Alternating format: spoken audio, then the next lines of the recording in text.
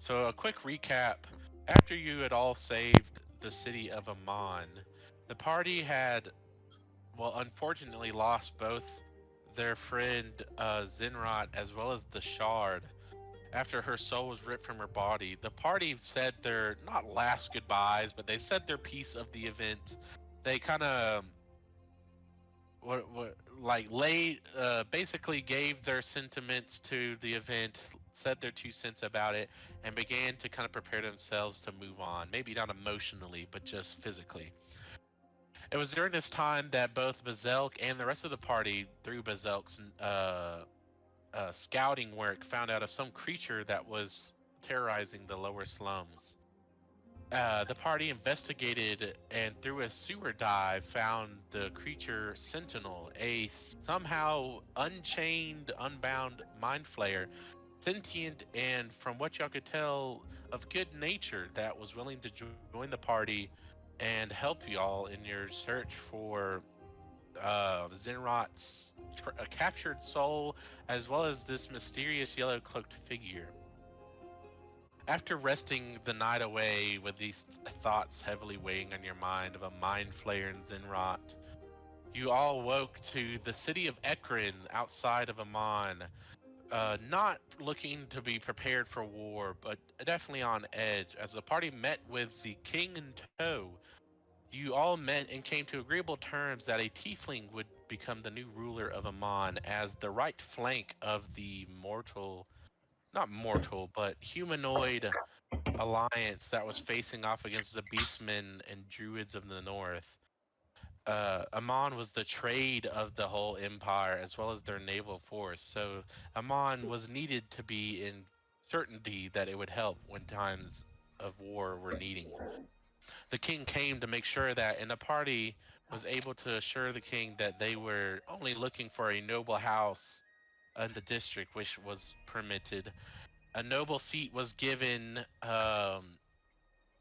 for talkings of within Amon, but there was a new king put in place, and after which half of the army was given to keep Amon, well, having guards to help the city be in order, as well as protect the city if needed. As the other half and the king went back to Ekrin. The party prepared themselves and packed for a venture, knowing that they needed to be stronger if they were to face this yellow figure and what there was and what that was to come. Geez, words are hard.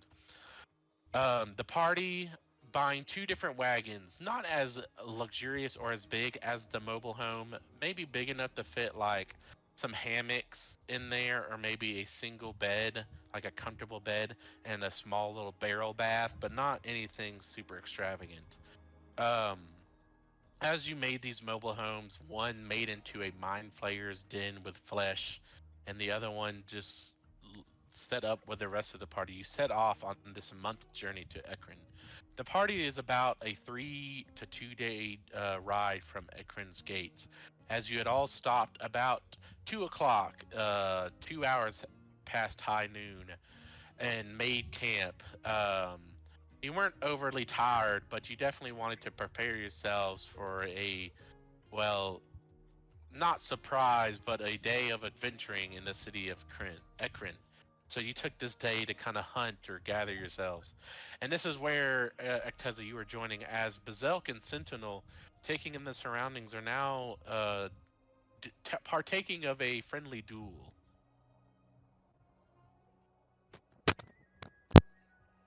Nice. Bizlik, shall we go until one is unconscious or a points-based system? Uh, let's do points based right now. I feel like we both still need to be fairly well for our continuous venture. Her hands open up as her shield and her mace both fly into her grasp. Actiza, would you be willing to be our point keeper? I guess if you need someone to tell you who landed a hit, I feel like you both would be aware of whatever hit lands. Fair enough. as she kind of floats towards Bizelk. We'd say the one that land the first 5 hits win.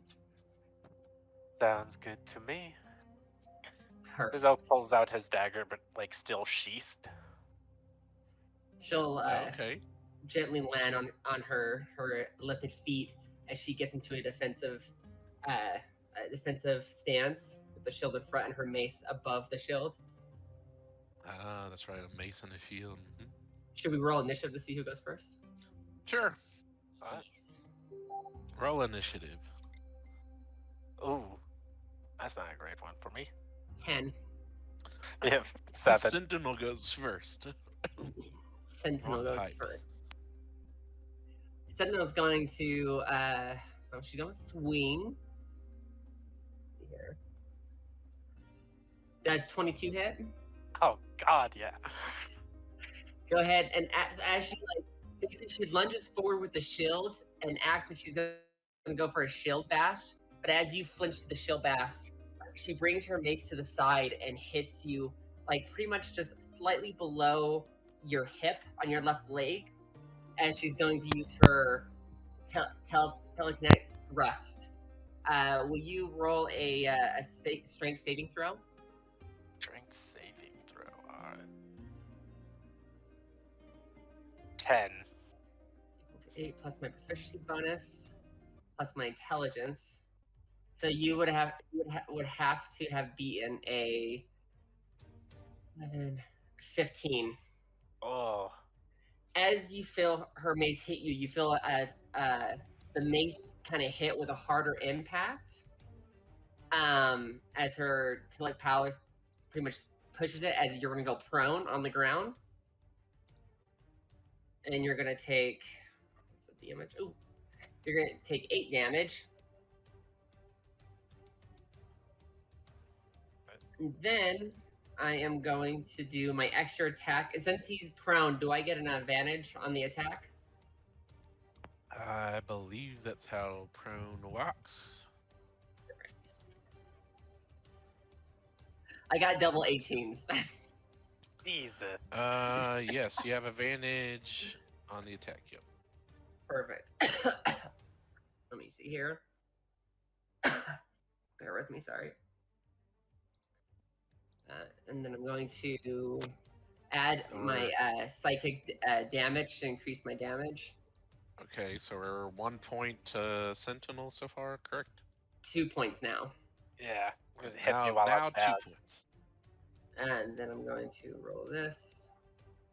You're going to take 8 damage from that strike. And then I'm going to use Action Surge. As I strike you in the ground, I throw the mace up as my tentacle will basically snatch it in the air and bring it down using momentum. Damn. Here. Does an 11 hit? It does not. Damn it. As she goes to strike it, and it just barely misses you. As Yeah, I he rolls out roll of out the of the way. way. Yeah. Yeah, as it makes a loud thud on the ground. I'll let y'all describe how the hit misses from now on, I think. I like that idea. Hey, I'm down for that. Alright. And then, let's see here. I'm going to use, let me see here. I'm going to use my bonus action as telekinetic energy wraps around me, and I'm going to do my psi-powered leap to leap about 40 feet away from you. Alright. Damn. And she just basically looks at you and goes, "Your move, bipod." So, As she's trying to assault you, clearly a bipod herself. yeah. That's the Minotaur side of her. Yeah. So, scurries up and pulls out his crossbow and aims it right at center mass and fires one shot at you. Clearly pissed off. Let's see here. Does a 14 hit? Nope. She just, as it's firing, she just basically just gently swats at the air, and psychic powers basically just bounce your arrow away from her. I use my second attack. Fire another shot. Does a 26 hit? Let me see real quick. Bear with me. Swear to God. You or another creature. Let's see here if it will hit. Yes. Nope. As you shoot it, I'm going to use my psychic power to create a protective field around me. Give me an AC of 26. That only reduces the damage, not the attack roll. The damage? Let me see Yeah. here. Yeah, it says when you or another creature within 30 feet take damage, you use your reaction to expend to reduce damage. Oh, okay, never mind. Well, that hits then. It does Perfect. hit. 1 point to Bizelk. Alright. Let's see here. That'll be 7 points of damage. My psychic barrier will reduce that damage entirely. Alright. And then Zook will go into a rage. You have Gojo's Infinite Void or whatever. Gojo's Infinite Void. Or whatever the thing that slows No things towards Maimo. it. What else were you doing, Bizelk? Going to rage. Ah, good choice. Good choice. Good move. Alright, that'll be. Let's see. That'll be Bizelk's turn. Okay, Sentinel's up. Sentinel's up. Let me see here real quickity split. Sentinel's going to move up 30 feet, levitating, as she's going to put her forehead forward as her tentacles sprout out, and she's going to do a mind blast towards you. DC 15 intelligence saving throw. DC 15. Alright, let's see. Oh, and you're raging. I don't know if you get that at a disadvantage. Let's see now. I just gain advantage on strength checks, but don't get disadvantage on. Okay, cool. But I still miss anyway, so. Let's see here. That will do 12 damage, and you are stunned.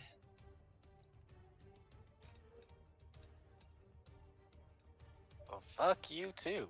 God And I will damn. end my turn. Give me just a moment. I'm rolling something. What does stun do again? You can't. Bad stuff. I know that. You really can't do anything for 1 minute. Stun. You're yeah, incapacitated. You basically are incapacitated, meaning any hits are crit.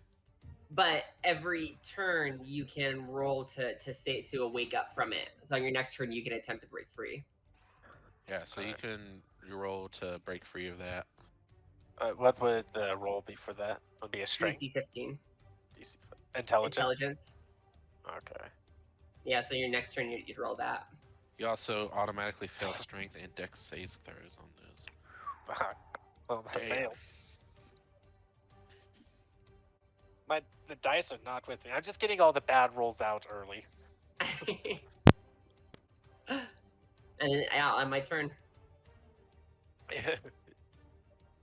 I think what he's saying is he ended his turn because he didn't pass the save, so he Oh, can't do anything. I didn't see a roll. I apologize. Okay. He rolled a nat roll one. Ignore that. And that then she. Huh? Oh yeah, they do. Yeah, sorry. She floats over to you, and she's now going to strike you with her mace, going for a rib hit. Because he's stunned, do I get an advantage on hitting or no? Yes.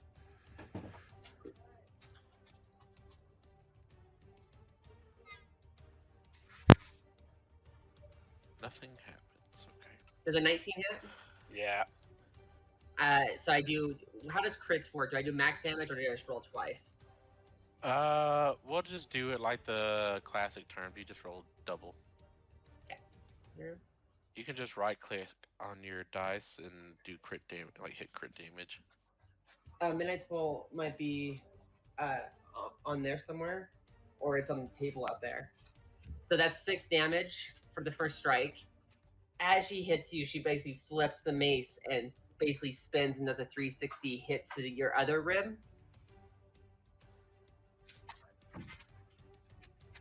Does a 22 hit? Yeah.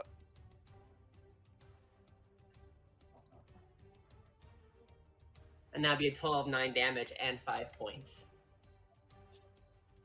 Jesus. Okay. God damn. This is making me realize that Bizelk's definitely more of a behind the scenes type of character at the moment. Yeah. She basically just like floats and she goes a little bit higher. Well, she's already 10 feet tall. But she kind of puts her hands behind her back. She goes, "Good duel." It's like, "Good duel." Does range work or rage? Does rage work for range? I don't know.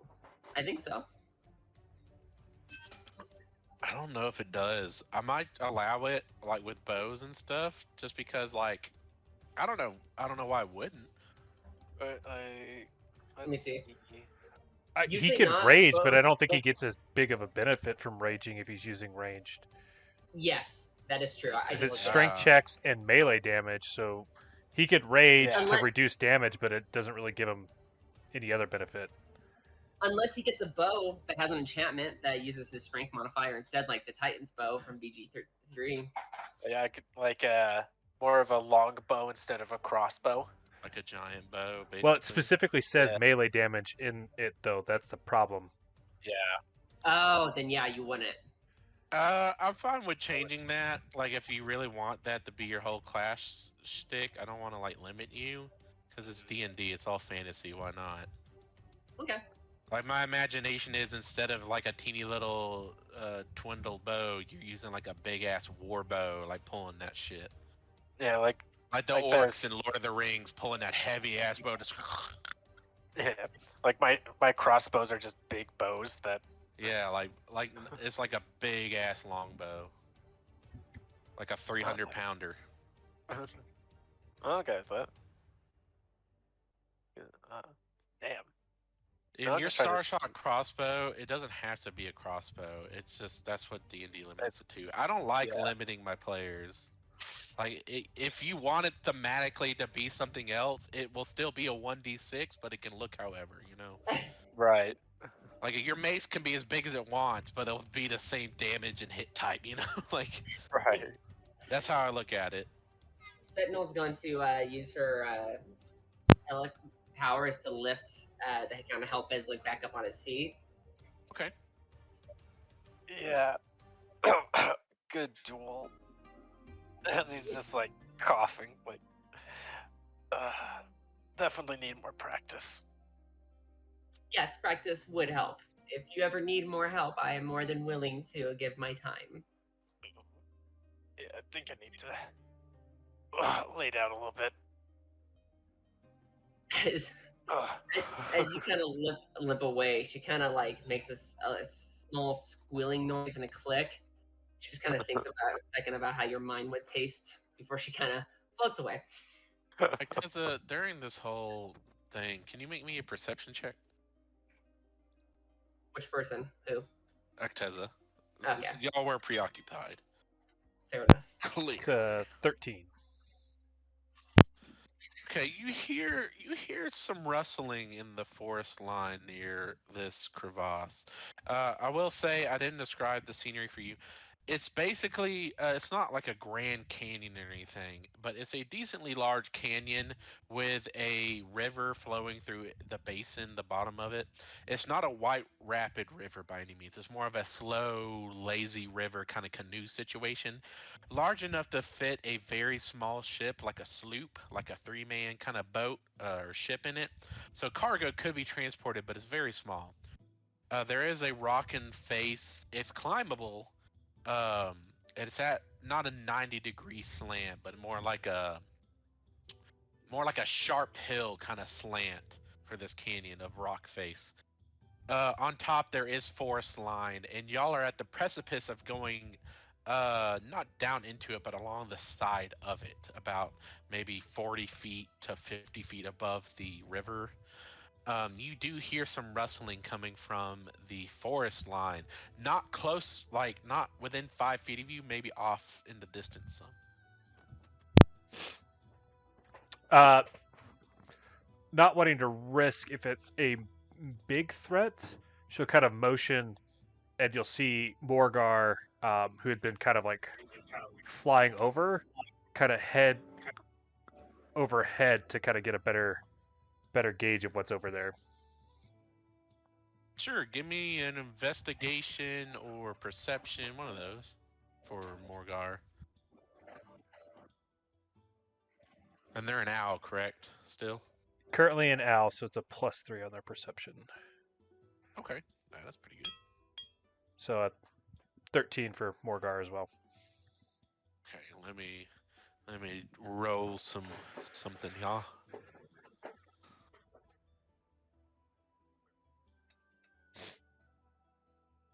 Yeah, they're not hiding too well. Morgar spots what looks to be a group of minotaurs, kind of stealthing their way up to the party, as poorly as they are currently. So you'd see Morgar using all 60 of its flying speed to come back and kind of like using like a screech to kind of like warn the group that there's some sort of danger. Sure. What do you all do hearing this news? What do you say? What'd you say? Sorry. So Morgar is like kind of screeching, indicating that there's something coming because it's a bird. It can't fucking tell us that a group of minotaurs is coming. But basically, Acteza Yeah. would be grabbing her stuff and kind of setting up defensively. Um, it seems like there's something coming from over this way. Can you understand your familiars or no? I was just wondering, like Not how that I'm. well of a spell that is. It's basically just a familiar. So Okay, so it's not like so deep as a ranger's bond, but kind of. no, not. Okay. It's a pact. It's part of my pact boon. Okay. I wasn't Um, sure if you like kind of understood his body language or something, but I get you now. I mean, obviously she's understanding that the screech is like danger, but like Yeah. that there's nothing deeper than that. Yeah, okay, I get you. Yeah, um, that's what you hear. Sentinel's gonna connect her mind to the familiar and just kind of from its point of view get an understanding of what's coming as she prepares. Would your familiar be willing to like this invasion of the mind? I would say probably not, more just because it doesn't know what the fuck is happening at the moment. Make me a intelligence check just to see how much you can like probe. Sure. A 7. Nothing. You don't really find out anything from like you're trying to probe into its memories is basically how I'm looking at this, or its sight. Sure. You're not able to make that connection. You're still trying to learn these powers, so you struggle to make any kind of cerebral connection. So you don't learn anything outside of what you've been told. Okay. Fair enough.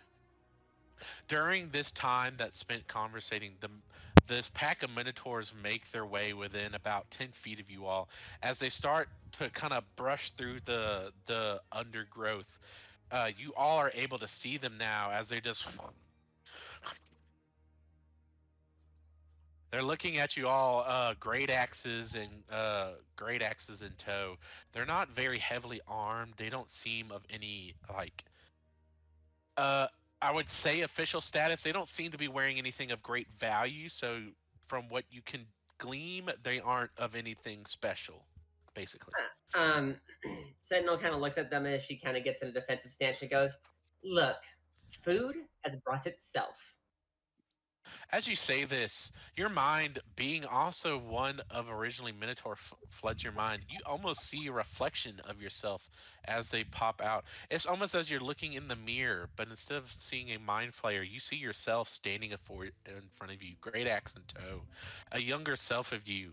It flickers in front of you for about 3 seconds or so until you shake your head a little bit, and it recenters back on the visage in front of you. I think why it recenters is because of the fact of how weak the Beastmen are in this world. That like Yeah. she sees herself and she goes, no, they are less. Given yourself, yes, this Minotaur is about a foot smaller than you were in your prime. Their muscles not as bulging as yours were, and they definitely are not as armored or well adorned as you were. Being the sentinel of the great chieftain, the way I'm imagining, I'm assuming you've all seen the Avatar movie, like the blue people one. Yeah. Kind of how they adorn their hair, like with the dreads, with the feathers and the beads in it, very Native American-esque. That's kind of how your hair was adorned, very Yes. long and flowing, a mane that was well respected. In my world, at least for you, Sentinel, how the Beastmen work, the longer your hair and the more adorned it is with beads and feather, the more higher status they have. Like jewelry on the horns means a higher status, or like like a jewelry on the nose, like a bull ring, that means of a higher status. And you were adorned with all such manner of things. And these bulls are not adorned with very much of any. So you definitely shake it off as these are lower minotaurs in society. Oh yeah, everyone and even them kind of hear the ripple thought of weakness. They feel this emotion and they look ready to pounce. Roll initiative, everyone. Yes. Or ready to charge, I should say. I got a 9. 12. Speaking of, 18 for pull Acteza. up- Okay, give me just a second. I'm gonna pull up the encounter tool to make this easier on myself. They're gonna get fucked up. They're gonna get fucked up. Oh, will you guys leave one of them alive? I think how many are there again? Was it 3? There's 3. I I think got that's room. what classifies as a group, right? Yeah. I got room for to have one more thrall, and a mentor would be useful. Loading. I was gonna say Running. Acteza usually doesn't go with lethal force unless it's called for. It's the party love members that aren't here that are the ones that go with overkill. That is true. Alright, 18 for Acteza, 9 for Sentinel. What I like is I can auto put these in, and then once I that's do nice. that, it's good. Dude, I think this encounter thing is so nice. Oh, it is. I used it last time too. It is so helpful. I think what Sentinel's excited about these Minotaurs is when she eats one of their brains, she can see a lot more of the culture here and why they're so weak. Alright. So, start of the round is Acteza. Oh, After Acteza is some Minotaurs. dumb bitches. Acteza's gonna cast Guiding Bolt on the closest Minotaur. Okay. That's 21 21 to hit. I need to do for that? Okay. 21 to hit. That hits. It's gonna take 17 radiant damage, Damn. and the next attack roll made against that target is at advantage because it's now got Okay. this glittering light shining on it, basically like a homing beacon. Sure. Yeah, I'll say that's the Minotaur out front you hit with that. Okay, if that's your turn, it is Minotaur's up. The lead Minotaur is gonna make his way towards you. Who's the pecking order here? How are y'all kind of positioned? I know I don't have a map up, but basically y'all are at the south position and they are at the north position. How are we kind of stationed here? Zelk would be kind of between Sentinel and Acteza, like as he was headed back. And Sentinel would be more up front. Yeah, Okay, so Acteza's definitely going so to hang in you'd the be back fine. for support roll. Okay, so this first Minotaur that was hit is going to charge at you, Sentinel. Bring it.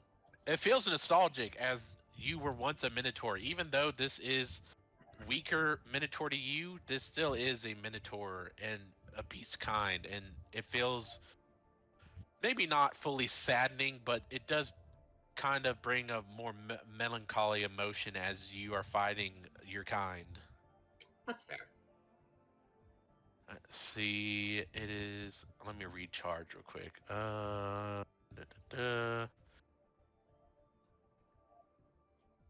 Okay, so I make a gore attack. So it is going to try to gore you in this charge, and it rolls a critical failure as it charges right towards you.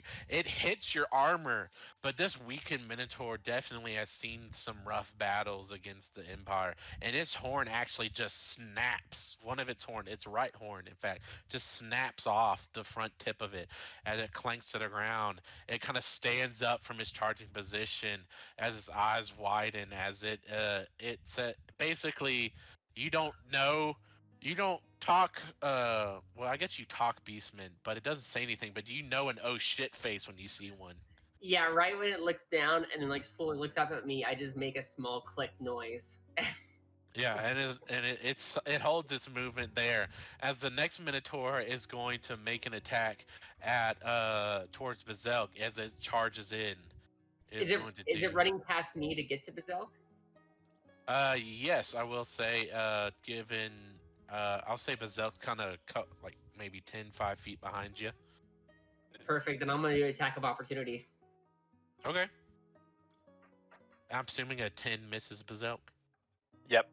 Damn, Okay. I only rolled a 9. It's great speed.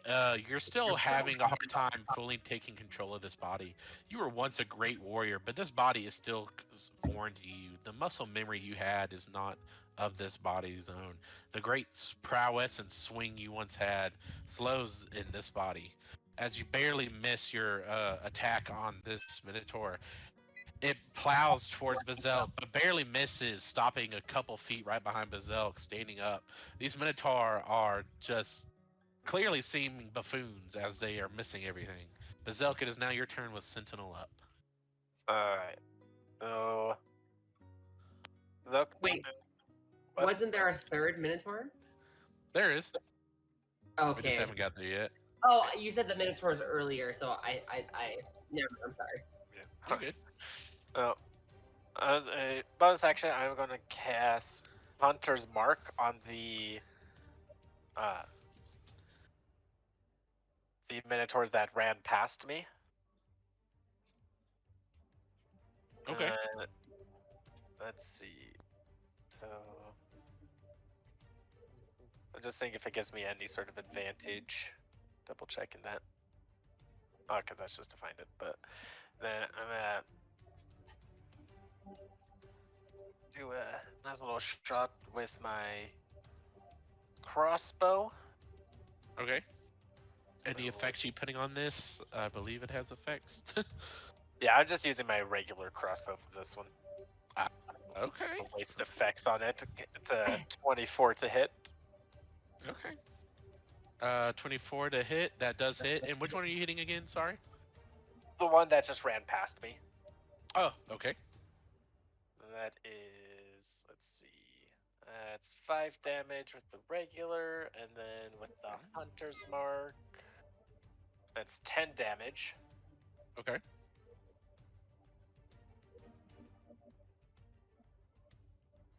I'm going to do another shot at it. Acteza, before I forget, we did level up. I forgot to say that last session. So you can go ahead and do that in between turns if you'd like to get a little oomph. Okay. And 19 to hit. That hits. Alright. That is another 5. And 7 damage. So let's see that. Okay. What, 17 damage total. Nice, yeah. You have tied up damage with the first Minotaur. They're looking kind of roughed up, but they still got plenty of vitality left. Right, that's Bizelk's turn. All right, it is Sentinel up with the last Minotaur on deck. Sentinel's feet lift from the ground as her tentacles spread open and her forehead goes forward. She's gonna mind blast the 2 Minotaurs in front of her. Okay. Yeah, I'd say the last Minotaur is barely in range. It goes about 30 feet, and I think you said they were like 10 feet away from us. Oh yeah, that's correct. I forgot. Yeah, you had. Yeah, as like a purple burst of energy just comes forth from her large forehead underneath the helmet. Okay. She still has her helmet on as she does that to him. They need to do a DC 15 intelligence saving throw. Oh lordy. That's one fail. And 2 fails barely. Perfect. So they're both stunned for 1 minute, Okay. and they're going to take 11 psychic damage. Yeah, they both kind of grasp at their head. It seems like they have a decent headache going on. I am then going to use my action surge to attempt to grapple the Minotaur in front of me with my tentacles. Sure. Yeah, I'll say that the dual stuff didn't count. It's just for fun. Oh, thank you. Yeah, count. Since they're stunned, do they even have a chance to resist my grapple? No, they automatically fail Dex and saving and strength saves. I remember that.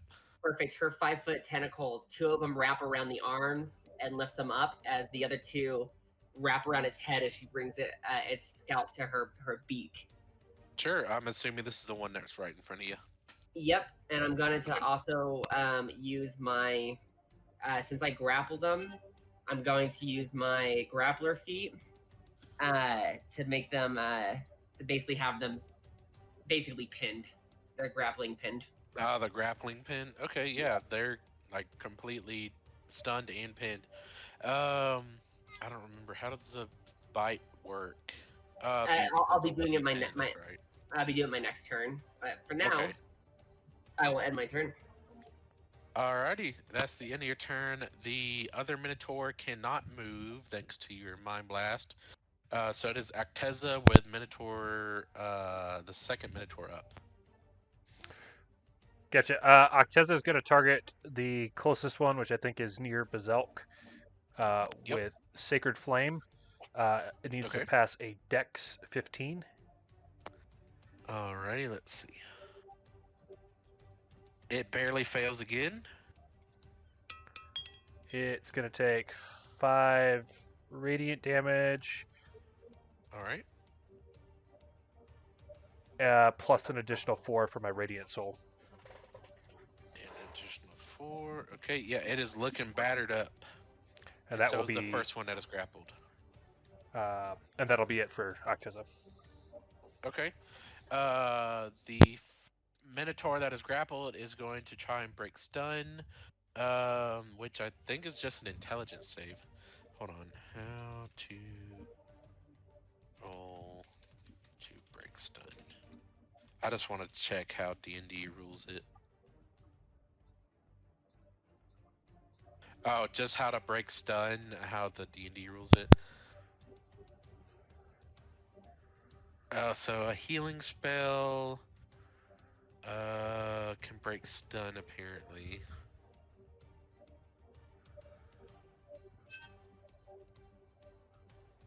Oh, so there really isn't much. Dispel magic can. Cleansing touch. So really not much. There's not even a save, I don't think. For Unless what? it says under your thing. Does it say under your Mind Blast there's a save? Like Every break time it? it's a turn, they can re-roll the 15 DC intelligence saving throw. So on their next turn, they can roll to attempt to break out of it. Okay, and it's just an intelligence save? 15. Okay, because yeah, I'm looking it up and outside of that, there's not many other ways unless you got a cleric or paladin on your side. Yeah, you need a cleric or a paladin. Because a lot of the stuns specify it's only 1 turn. Yeah, it's like a save or you're fucked. Alright, so he's gonna roll an intelligence save, and it was 15, correct? Yeah, he fails that. He rolls a nat 1, he's still completely discombobulated. The second Minotaur that is on Bizelk is gonna continue his rampage as he swings his great axe on you, Bizelk. 18 to hit? That hits. Right as that happens, you feel a psychic barrier form around your body to help brace for the impact for you. Okay, how much damage do you reduce? I'm going to use 2 points of psychic to do 2 of them, and that is going to be a total of It's going to be a total of only. I'll use 1 more point. That's going to be 7 damage in total. Okay, you still take 10 damage. Try it. Great axes, everybody. Great Hey, axes. that 7 still helped though, baby. Woo! Yep. Oh yeah. And that is going to be the end of his turn. It is Bizelk with Sentinel following up. Look is going to. Let's see here. I am going to shift. It's my bonus action, so I'll gain 6 temporary hit points. Let's bump that back up. Nice. And then,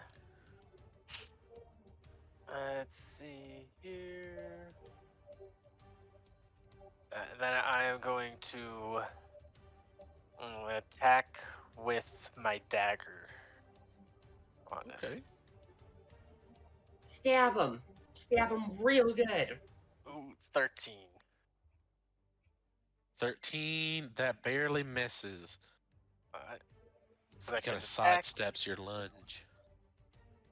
16. That hits. Alright. And so that's 5 damage, and he still has the hunter's mark on him. He sidesteps that lunge, but he can't sidestep that slash. Alright, so can. that's 7 damage. All right. 7 damage. Yeah, he is not looking bloody, but he's definitely looking roughed up. Minotaur's got some good health on him, apparently. Alright. That is the turn. All right, Sentinel, you are up. Sentinel is going to begin her illithid feeding, as she's going to do 3. Since I can attack twice 1 turn, and I get illithid hunger gives me a ability to bite as a bonus action. I'm going to basically use my beak 3 times. Sure, yeah. I mean, I'm fine with that. And do I even need to roll to hit since I have him grappled, pinned, and he's... It's with advantage. Yeah, you still have to roll a hit. Does an 11 hit? It does not hit. The way I'm going to describe it, though, it does hit. It's just a hard ass skull. Does 20 hit? That does. You start to crack into it. Does... Oh, double 18, so it's 19 hit. That does. Now that you've kind of made that weakened point with the tips of your beak, you're starting to crack into the skull. And as you do so, you can only wait to savor the delicious taste of his cerebellum and his hormones of that brain, the fear he feels. Hell yeah. He just starts fucking... Like, blood is just pouring from, like, where her mouth part is on its head, as you can just hear the sounds of bones snapping as she does 9 total damage. That's oh wait, 10. it's crit damage, right? It is a crit if you hit. That is right. Good Oh, reminder. let me re-roll that. Sorry. Just roll an extra one. Oh, okay. That Add counts. an extra 19 to the damage then. Alrighty. Yeah, he is looking bloodied up. So that's gonna be 10. He writhes in pain, even though he's stunned. His limbs and his legs are flailing as he is trying his hardest to get away. So my total would be 29 damage. Yeah, yep. I don't know what the current record holder is. I'll let y'all keep track of that, but yeah. Oh, and my turn trying to eat him. Well, I am Okay. eating it. Yeah, he's not. You haven't consumed his brain yet, but you have definitely opened up that skull. It's right there. It's just right there. You can feel it on the tongue I guess you have a tongue. Your tongue can you lick it, and you can feel the gray matter. Oh, she's squealing so loudly as like her tongue is just licking the shit out of it. And that is your turn. It is now up to Minotaur. The last one, try to save. That is a fail. It's a 15 DC, right? Yep. Yeah, that is a fail. And at this point, I'm gonna say Rayla and Sakira enter the fray. They are last up in initiative. Rayla is going to go for an attack with her dagger, her new Rakos Reich knife. Nice. Yeah, she's going to attack the Minotaur closest to her. I'm going to say they were coming out of the caravan. She uses her movement to get up to the closest Minotaur and is attacking him. That is a 17 that does hit. And that is 7 damage. Let me see. It has special abilities. It deals an extra 2d4 necrotic damage.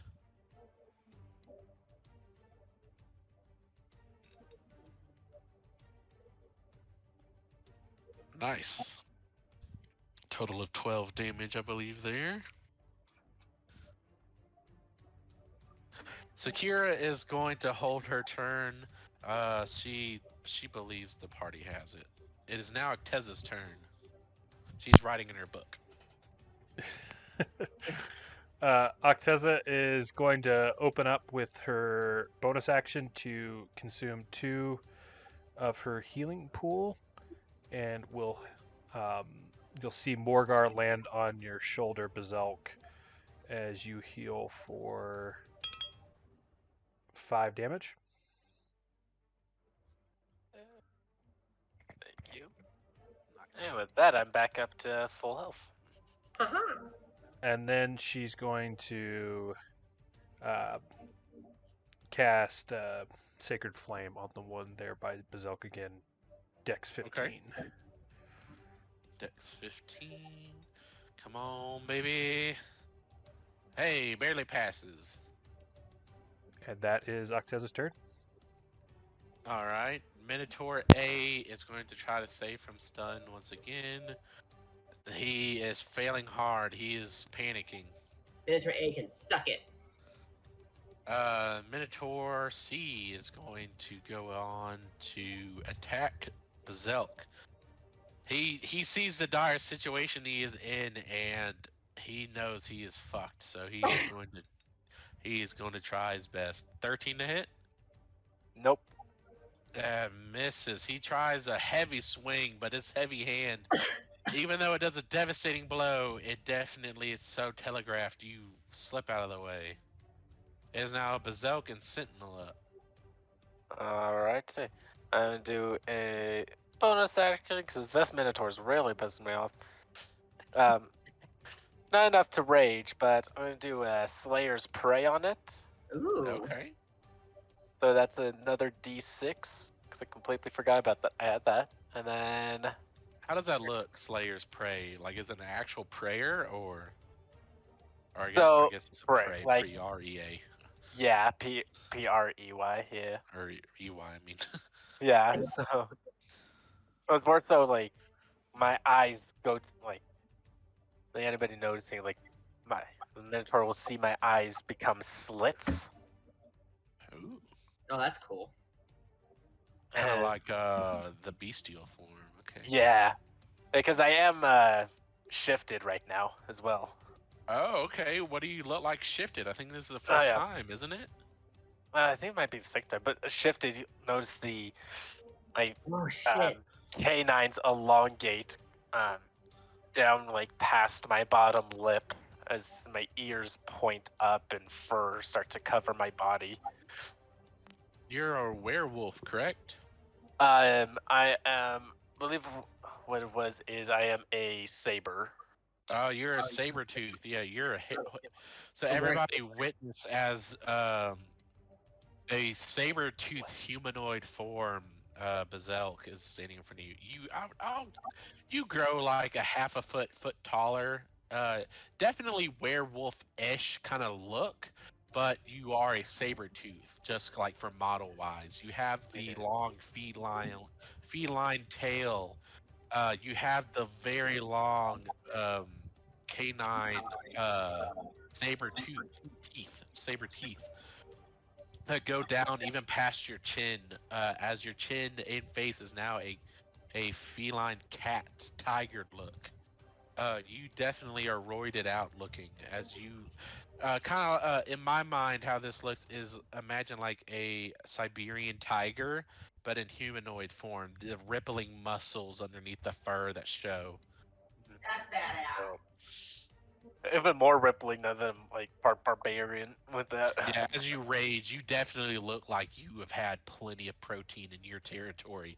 You are rippling. You look like bulldogs, like you see those images. Just a rippling fucking muscle as you are standing there, a whole foot taller, just fucking roaring in this Minotaur's face. You now stand stature to stature with this Minotaur.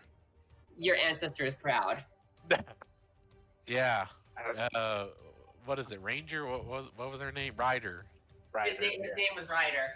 Ryder, you're doing Ryder proud, even though you don't know them. But No. I guess you kind of know them. I know the story of Ryder. You know of them. Anyways, Yeah. what were you doing? I'm going to maul this Minotaur. Go for it. Oh, do a nice little. I'm surprised I don't have a bite attack. You can I realized. put a unarmed strike as a bite attack. I don't care. Yeah. Alright, so let's do that. So 20. And then I'm gonna do Wait, like a nat 20? Oh shit. 30 20. 30 20. Yeah. Then let's do I was all my for it. second attack real quick. 15. The hits, both of them. Alright, so that's 8 damage with that. And then with the Hunter's Mark, that is 10 damage. And then Okay. Slayer's Prey. I was about to say, make sure that's in there. Is 13 damage total. Add it for the other one. I think it counts for every attack you make. Oh yeah, that's right. So another Hunter's Mark. Let's see. So 13, 16, and then I guess it's only the first attack, but why not? Really cool. You're mauling. Why not? It's the first time you've transformed that I can remember, so I'm really cool in it. Oh, and then 6 versus Slayer's Prey. So let's see, 16. That is 22 damage. Nice. Yeah, he is looking bloody. You are mauling the ever-living shit. You're lacerating skin. There's blood flying everywhere. Skin is just drooping around this Minotaur. He is holding his ground, but he knows he is fighting at the last little cusp of his life right now. And that is Bizelk's turn. All right, it is now Sentinel up. Is anyone attacking the other Minotaur in front of me that I can see? They're attacking the one that's on Bizelk, but not the one you're grappling. But the one that's not being by anyone. That one's still just standing there stunned. It's still stunned. It's failed every time. Perfect. That's gonna be my Sleep is flaw. standing there looking at everybody like swaying back and forth. That's all perfect. buzzed. That is perfect because he's the one I want to turn into my thrall. So let's see here. Okay. Does 17 hit? It does.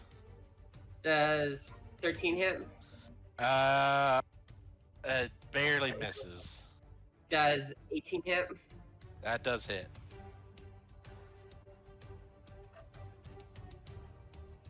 First bite attack is 8 damage. Okay. Second bite attack is going to be 12 damage. So that will be a total of 20 How do you damage. do it? Anyone that's near her can just hear how quickly she is surfing up its brain, that its body is like violently shaking from her tentacle restraints. Like it's loud, and you can hear skull snapping and blood is just gushing out and then you just hear a loud pop as the tentacles just let go of the body and it just drops on the ground and she just lets out a loud squealing noise. Yeah, all you hear is a moo. And then she's gonna float her way into the Minotaur in front of her. She's gonna, on her next turn, begin the enthrallment process. Okay. Sure. Roll me. Roll me an intelligence check at advantage since he's stunned.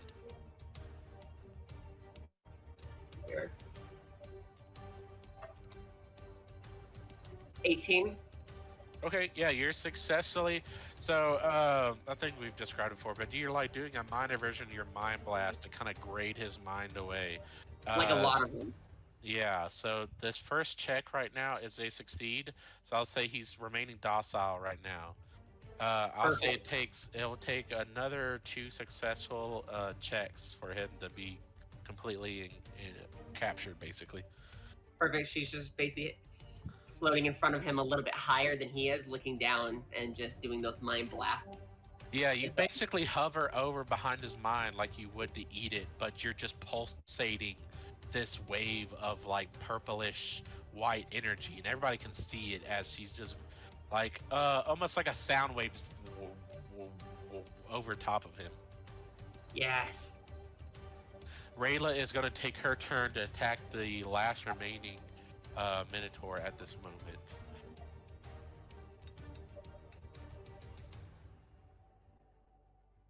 That is a miss. That is going to be her turn. It is now Acteza's turn up. Sakira is still writing in her book about what just happened. Moving up with her scythe, she's going to cast Green Flame Blade and attack. That's a 22 to hit. 22 hits. So it's going to take 5 slashing plus 3 fire damage. 5. Alright, and then 3. It is looking barely alive. It is on death's door.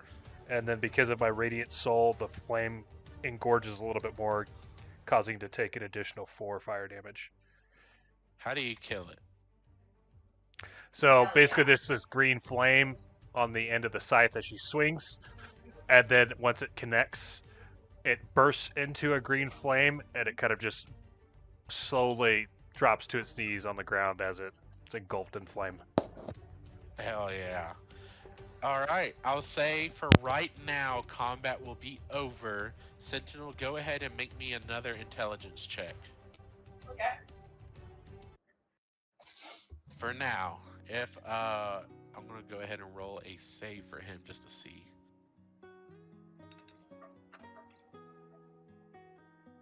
17. He does fail, and that is a succeed. You edge away his aggression at this point. Go ahead and just make me the next one. Let's just go ahead and get it done with. The ground underneath them shows the evidence of the psychic blasts from her mind. So the grass is all around him, it's getting flat. Okay, it comes down to this roll. Let's see. 6. It's gonna take another. Go ahead. He starts to kind of break free of the stun. He actually succeeds at your stun, and he's having trouble kind of moving his limbs. If you'd like to grapple him to continue the process, go ahead and do so. I do. Okay. Let me see here. Let's see. You have an advantage on attack rolls against a creature you grapple. Let's see. So if you hold your own close quarters, you gain. Use your action to try to pin a creature grappled by you. But do I get a? Sorry. You all are watching as this mind flayer is like not sumo. What is it? College or like high school wrestling? You know, she is just like wrapping legs and arms around this thing as her tentacles are just pulsating on top of its head. 19 straight to grapple. All right, let me see. Yeah, he fails as you luckily kind of put him in that headlock position, and your tentacles wrap around his face as you continue to pulsate mind blasts onto his brain. Perfect. I'll say at this point you have him subdued, given the pass of the strength check. He is now completely docile. You can pull him into your caravan if you'd like. I will say it will take the rest of this trip to completely erase his mind, as well as process the knowledge of the Minotaurs. Okay. Or at least this day, not the rest of the trip. At least the rest of this day, so that will preoccupy you. Yeah, you guys just see here like an animal dragging a wounded creature into its cave, as she just fucking abducts this minotaur into her sphincter. Yeah, given your size and your strength, I won't make you make a roll. You're pretty strong even as a mind player. You got some. You're not lean. You got a little bulk on you. Oh yeah, You pull him in, especially with your other servants' help. perfect. And the sphincter closes. Real quick. So reading up on some lore, it will take you 24 hours to completely mind wipe a being. You can. I will give you during your rest, your like meditation, you can continue to do this process. I'll say it's considered like mild work for you to slowly pulsate a brain away. Sure. Though to retain characteristics as well as like a class per se, I'll say in air quotes a class, that will take about 2 days to do. It's very delicate work. You'll have to do some checks. Like to basically if you wanted this person to keep like their fighter class Oh, she or does. their mage class, like that would be some very delicate work, and the DC will be higher. She'll Now, spend time. I will say this with air quote: they won't actually be a fighter like with action, like an Yeah. action like surge and all that. They will just retain enough knowledge to know how to use weapons and stuff, And that's totally fine.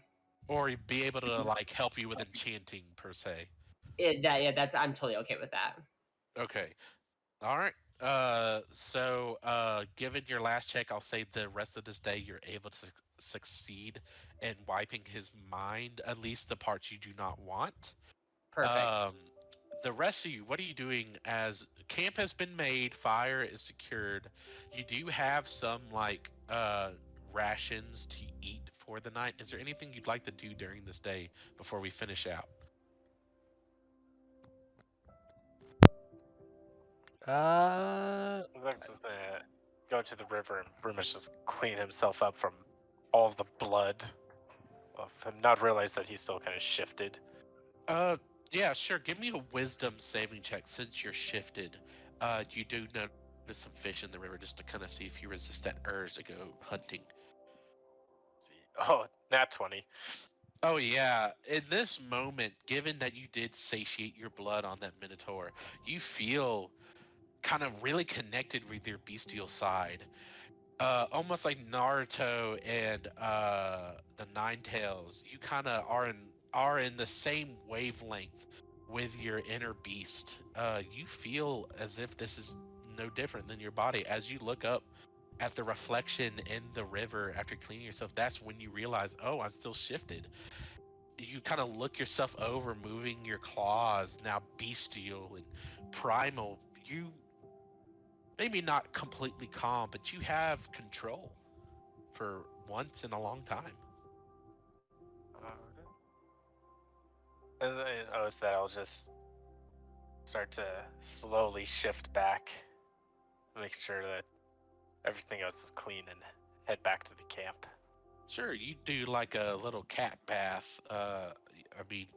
Using the river water, but in a way, kind of cat bath. As you shake off your fur, it slowly starts to dissipate as you regain your human form, still wearing the same garbs and everything, but now clean after taking a pretty good bath.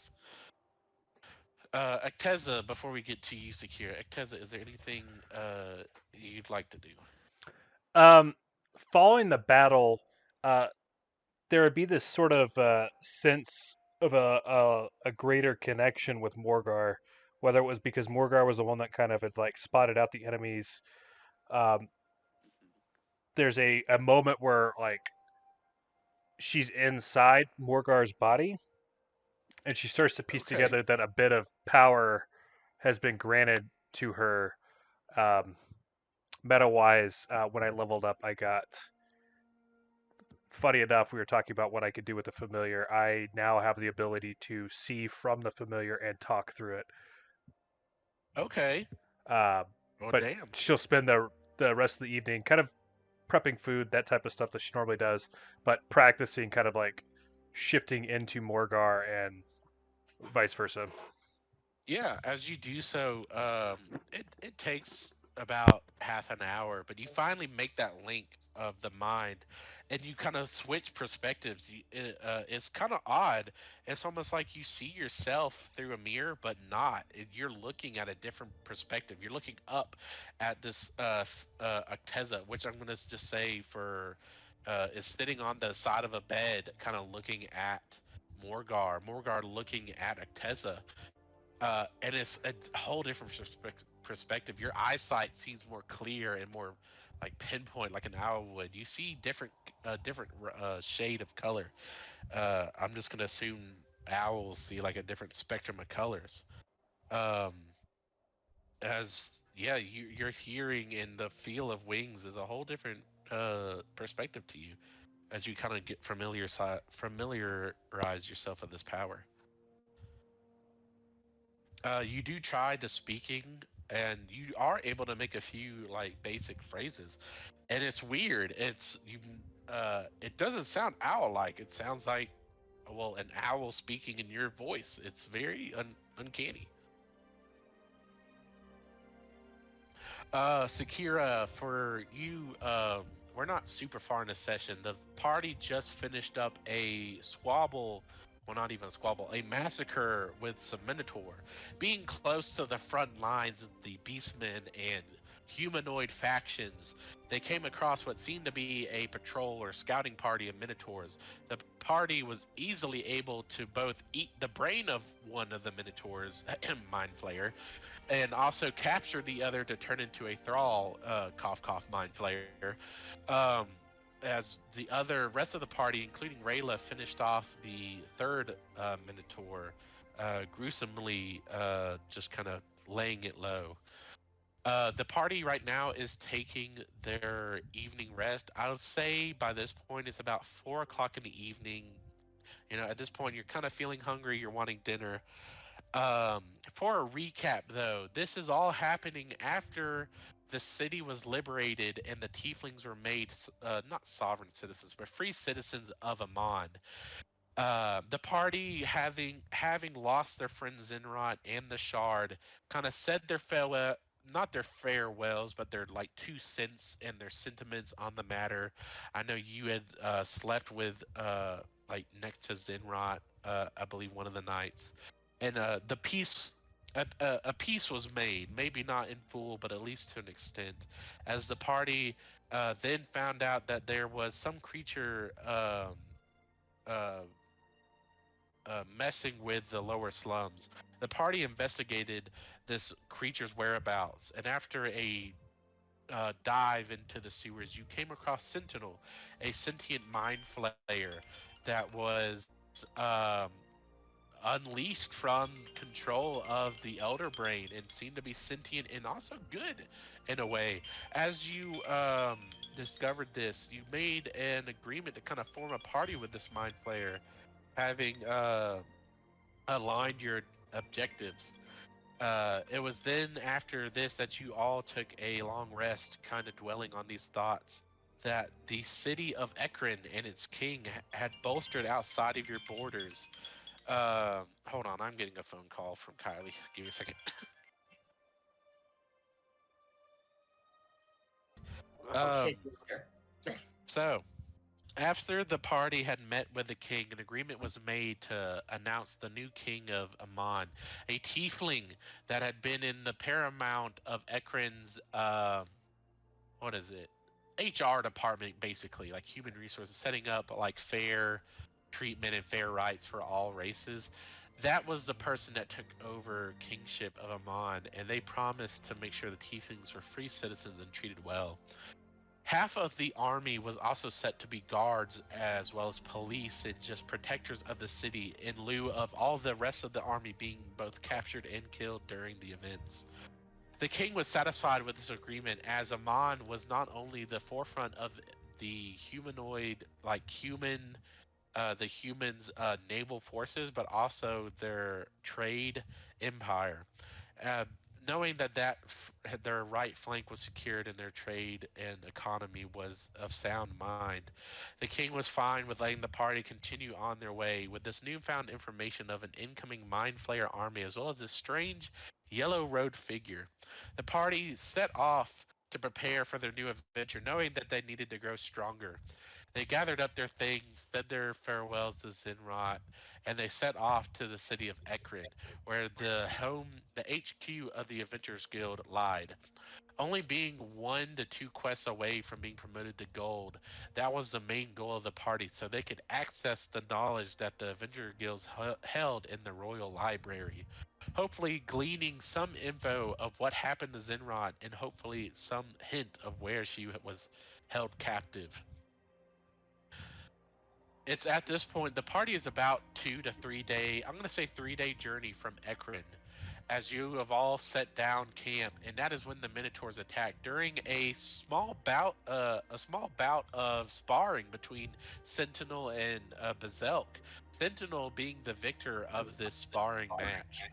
Minotaurs took advantage to sneak up to the party, but unfortunately for them, the mom of the party, Acteza, was on watch, and Morgar, her ever loyal servant, spotted the Minotaurs, and the party made quick work of them, gaining a new servant. That is when you have kind of come into the fray, Sakira. During the fight, I had you kind of sit back, knowing the party had it, and you were writing a new gruesome story in your novel, or your little sketchbook.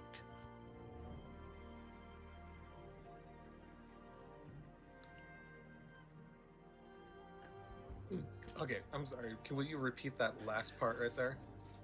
Yeah, just during the squabble between the Minotaurs and the party, I had you during that. You were just knowing the strength of your party. You said, "Oh, they got it. This would be a great addition to my story collection." As you wrote about how the Mind Flayer's mind was so squishy and wet as the Mind Flayer took the Minotaur's brain out, slurping it down like wet spaghetti noodles. Yeah, she also would have been illustrating this on one page every now and then, like, still being nude. She like kind of tries to push her titties out of the way. She's not used to them being so free and flappy. Sure, I know it's never been described, but just from my head canon, how big are your titties? Uh, I'd, I'd say a decent like C cup. C cups are not very pronounced, but enough that they get in the way. I hear you. Yeah, not enough that like you could suffocate somebody with them, but you could definitely motorboat them real good. I gotcha. I only asked this because I'm like wondering how much of a flopping menace they are. All right. So yeah, as you finish up this book, is there anything, or this section chapter of your book? Is there anything else you're doing during this resting hour? It's about 4 in the afternoon, so y'all have some time if there's anything you'd like to do, or we can just skip on ahead. Fine with skipping on ahead. Like the only other thing that Sakira would probably be doing is going through her grimoire and just like focusing on her arcane abilities. Okay. Yeah, after the recent, I guess, scolding, we'll say, from your patron, you kind of just revisit and kind of center yourself on your magic. It feels Yeah. familiar as it always has. You were saying? Oh, I was just saying. I was just agreeing. Like, yeah, the scolding. Yeah. Sentinel's You kind gonna. of center yourself on your magic, and you feel a connection to Zenrot, almost like a familiar parfum of Zinra, but different as it's their mother. Yeah, and like focusing on like Zenrat's spirit, she sheds just like a little tear. She closes her book and says, "I will not let you down." Aw. Yes, as your promise had been made to your patron that if you had failed again, the fate will be worse than you could imagine. So we will go ahead and skip to the next day of travel. Your thrall, I will say right now, is currently taking up the reins. For everybody else that notices this thrall, go ahead and describe me how he looks. I won't say he has any tentacles by any means, but his eyes are definitely glowing with a purple haze. Yeah, his eyes have a purple haze, and there's like a small collection of veins around his eyes, but they're very, very faint. He has like a roughy kind of scratchy facial hair, with a very like Mormon boy haircut, and he's just wearing very like ragged traveler clothes, and he kind of has like a monotone expression on his face. Okay, I'll say as for the skills he can provide you, just because we haven't covered that, he definitely provides more of like a butler maid type skill. He can drive your carriage, he can clean and keep things tidy and like help cook a little bit, but outside of that, he has very few uses. That's totally fine. She's basically having him just drive her moving home, and basically cleans her armor and stuff, and helps the group in camp and stuff. He's basically the butler of the group, so any of them could ask him for anything as long as he's not doing Yeah. anything for her. He can help move things, store things, help as long as he has a little bit of a command, he can get basic things done. Go ahead and make me an intelligence check. I'll add advantage for your new servant. You've wiped their mind clean, but give me a description. Kind of what are you trying to implant into their mind? What services and tasks do you want them to be proficient with? I rolled a 19. He's basically that acts as like my personal assistant, that does errands for me, does maybe scouting for me, find people of interest, or he's gonna help me with my enchanting, and like if and running the front part of my shop if need be, if I have a shop. So I want him to be much more capable than the other one that is just a simple assistant to our camping facilities. Okay, I will say, I guess as a friendly tip, Beastman running the front of a shop will be jarring for some, may drive away a good bit of business, but he could do some simple greetings, though they may be rough and gruff around the edges. Imbuing him with the common tongue as well as just some manners is not overly too complicated as it would be coming from you. Um, as for enchanting and magical work, though, he does not have the capabilities. As being a frontline melee fighter, he did not seem to have the aptitude for magic. That's totally okay. I just need him to really just be my personal assistant, and later down the road, I can always get my when I get my next two thralls, I can have them more run the front. But for now, he'll do. Sure. But for the next like 2 days, she will be very very much molding his mind and staying in her little bio home. But her thrall will actually go to everyone at different parts of the day and just ask them if they need any clothes washed or any of their weapons cleaned or if they need any assistance. It's basically every day he will do that. Go to each one of them at different points in time to ask if they need anything. Yeah, and he'll do so. He'll come up to each of you during your rest, but he won't. I will say he won't ask anything. He just kind of comes up and stands there, almost waiting for you to address him, waiting for command. And if not, you give him a command. You kind of show him off. He'll move to the next person till he heads back to Sentinel. He's a very basic thrall. Communication is Yeah. not at the forefront. So you guys can honestly, if you guys need help with anything, he will help you. In the meantime, make me one more intelligence check just to see how well this process goes. The first one was a success. You're able to imprint most of your desired commands in there. Let's just see how we finalize it out. 19.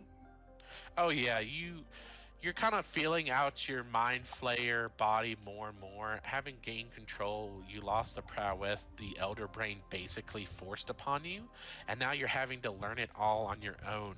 But you are doing pretty good strides at this moment, coming into this illithid brain that is within you. You're able to mold and shape the synapses of his brain to act in according to your will. He learns the ability to speak common, as well as learns basic manners. Nothing of very noble stature, but of the common like manners. He knows how to greet and say goodbye and all that stuff. He's very well mannered, and he also he learns what your other thrall did and then some. He's able to perform more complex tasks for you. Perfect. She'll probably come out like at nighttime and just like, kind of stretch. And Okay. Yeah, this extra servant will actually follow you for the first time, kind of gaining control of their body. They will just follow you outside, stretching their limbs some too, uh, kind of taking the lead of their commanding officer or like their master. Will kind of do some stretching. Um, it's still a minotaur. It's still wearing the same garbs it was, which basically is just a loincloth.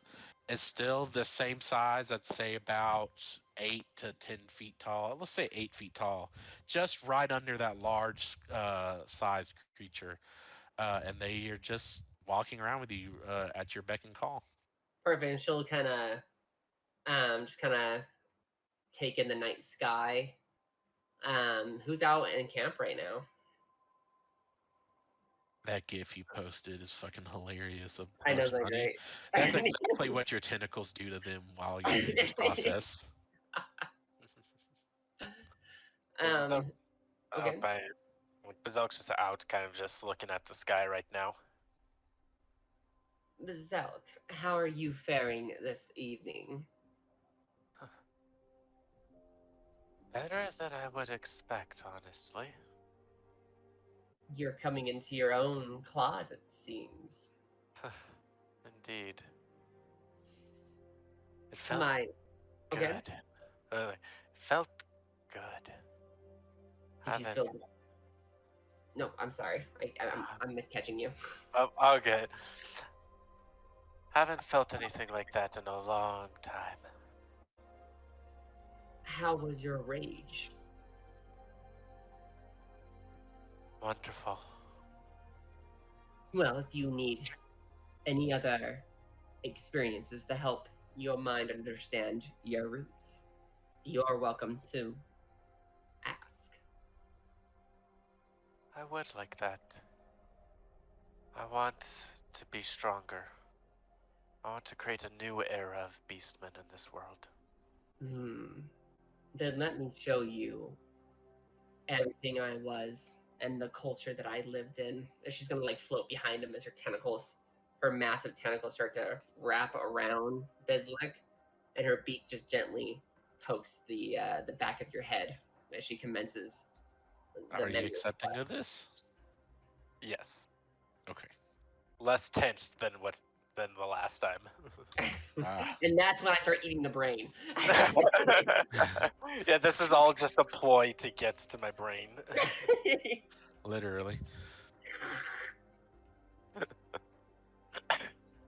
And What? she's just gonna show you the moment she became a warrior through her training sessions and becoming a sentinel of the shaman, and what she learned. She mostly showed you like brief glimpses of these things, and like through her eyes, you felt the sparring sometimes and this and that. But when she gets to when the shaman is giving her instructions of how to be a better leader and the philosophies that she's leading our tribe with, you're experiencing that as if you're sitting in my shoes. Yeah, you feel the pain of the tattoo being imbued.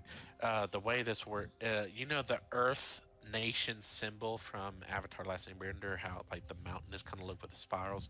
You feel the pain as that is tattooed on Sentinel's left shoulder, kind of adorning her with the sigil of the Sentinel like title. That is adorned on her left shoulder as then your armor is put back on you, leaving that shoulder open, the metal armor only encasing the other sides, but that one shoulder showing proud, as there would be a blemish on her nobility to hide such a mark. You raise in front of the shaman as you remember going through the rest of these memories, the amount of bloodshed and sweat and tears you had to push through, the amount of bodies you laid at your feet, some knocking out unconscious, but the others beating in one-to-one brutal combat in the gladiatorial arena of Beastmen on the home world. You remember the deafening cheer of the crowd, hundreds of thousands of minotaur, orcs, goblins, centaurs, all there cheering your name. Sentinel. as you were the Dane champion of the Beastman world.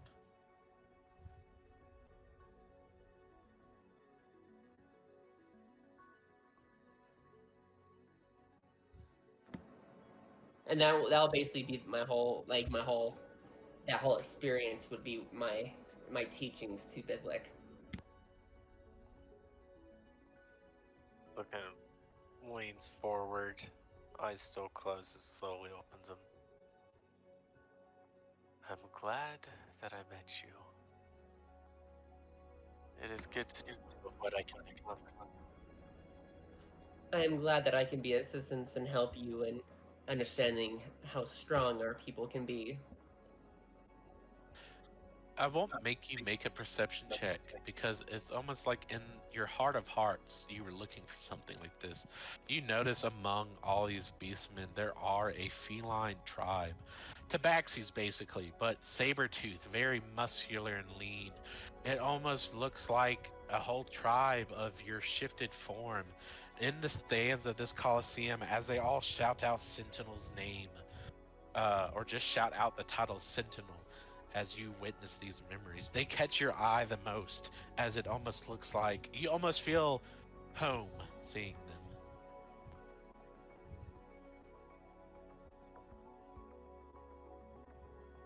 And she'll just kind of float away after that and kind of go next to her biodome, giving her armor to the human thrall. And she's just gonna kind of float there, thinking to herself as her brain bulges on both sides. Yeah, and he begins to polish and clean your armor.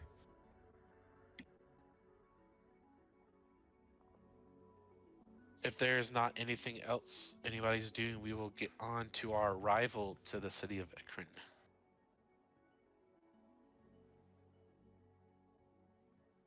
All right. So the next night goes uneventful. Nothing really happens. Everybody is able to get their well rested sleep. Um, and it travel begins the next day as it has this last month. You've all come into a real natural nomadic state of just living off the land. It almost feels weird once you thinking about the city life and living in an inn, but it is quickly washed away as you finally see the home comforts come into sight as at about high noon, sun high in the sky, 12 o'clock. You see inside the city of Ekron, very large, about the same size as Amman, of a capital city. Probably about 100,000 or more people living there. I'll give a rough estimate of up to 500,000 people living inside this city. As you come up towards the gate, it's very large. The walls of this city stand about 80 feet tall. Some of the walls are dented in with what looks to be cannon fire or some kind of rock catapult like damage. It definitely has seen lots of war. Arrows strewn around the fields as you come up. There are a handful of very rough and tough looking guards. They have definitely seen some combat in the last month. As you come up, they have been stopping people as they've been coming through. But since your caravan is a little more sizable, they definitely halt all of you. Well, and tell us what your business is here in the city of Ekron.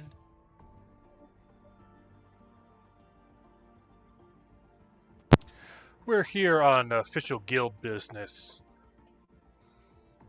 Ah, Venture Guild, I'm presuming, looking at you. Indeed. Well, go ahead, show your necklace.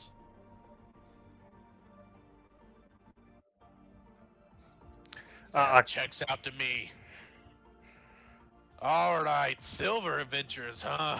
We have a couple of those, but we could always use more around the city. War's always thriving here.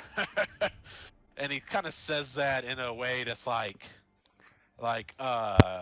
passive aggressive, but underhand, like this fucking sucks, but also it is what it is kind of tone. Yeah. Um, as he lets the caravan through, you all enter into the city, and let me post an image of kind of like a representation of kind of how the streets look. Give me just a second. Where is it?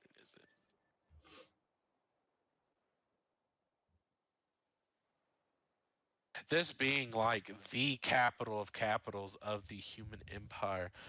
Looking in the chat here, this is kind of how the city's laid out. A very staggered climbing structure.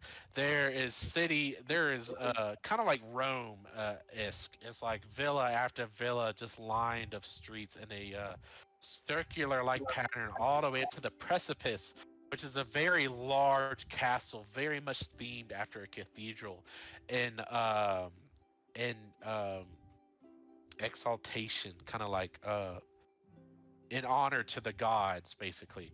It is a well fortified castle. You can see a very numerous amount of ballistas and cannon emplacements around the castle, as well as on the walls. As you enter into the city, it is very bustling. There is a lot of trade going on, just greetings, goodbyes, purchases, sales, all kinds of things, birds flying by. It is a very bustling and warm city. Given the state of the war, you would think otherwise, but it actually seems very cheery. Sentinel's gonna have her human thrall communicating through her mental link. She's gonna have them look for the nicest and most comfortable inn they park their by our home at. Sure. Um, Go ahead and roll me an investigation check, and you can all do this if you'd like. Aye, aye, Captain. 13. 3. That doesn't see anything. You're amazed by the architecture. Yeah. Both Sentinel and Acteza rolled a 13. You're able to investigate around. There's a lot to take in. The architecture of this city, especially for you, Bizelk, as well as the rest of the party, is very. It's not unlike Amon, but it's just different. There's a lot more foliage adorning, like vines adorning the walls of the houses, as you can see in the image. Eventually you go over bridges that go over top of houses, which is something you've never seen in a mod. The verticality of this city is very appalling and like breathtaking in a way. You're all able to eventually spy an inn named the Beast's Rest.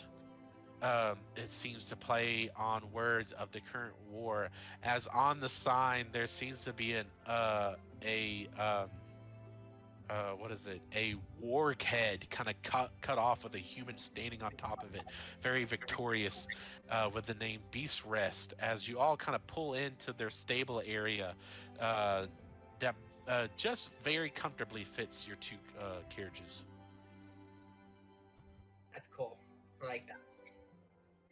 She's gonna put her ring on to hide her appearance as she kind of steps out of the biodome and closes Sure, how it are you hiding it? with her ring. Well, yeah, but like in what manner? Oh, she's gonna look like a more I'd say she'll probably turn into are there like other beastmen in the city, or is it really, really rare? No, there's only humans, elves, dwarves, those kind of like no beastmen are dare enter this city. Besides my the one that's inside of my bio hall. Except So, you. Or except the one that is currently walking into the city. yeah, Fortunately, inside your carriage. Yeah. she's gonna leave the thrall there for now, as she's gonna turn herself into looks to be like a high elf, a Okay. tallest like high elf. Okay, I'll say as for your looks, you definitely keep the same cloak and armor look. Where your tentacles pop out, actually, like a little beard forms. Not a beard. She Okay. stays female. Oh, female. Okay, never Yeah, mind. high elf female. So her lips are showing and her like her chin, but that's really it.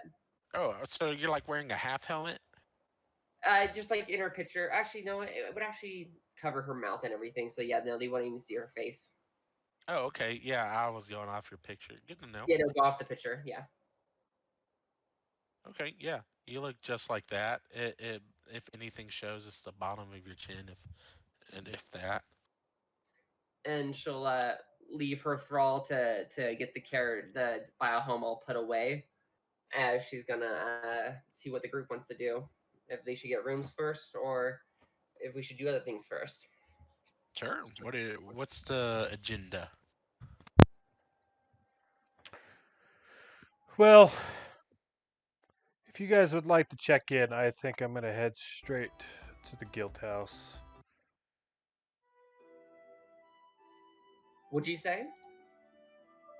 Acteza's gonna head straight to the guild house. Her whole purpose is to go get knowledge on trying to track down where to find Zinrat. So Gotcha. I think I will do. And she's still talking your guys' minds. I think I will get a room, and then I need to look for some enchanting books.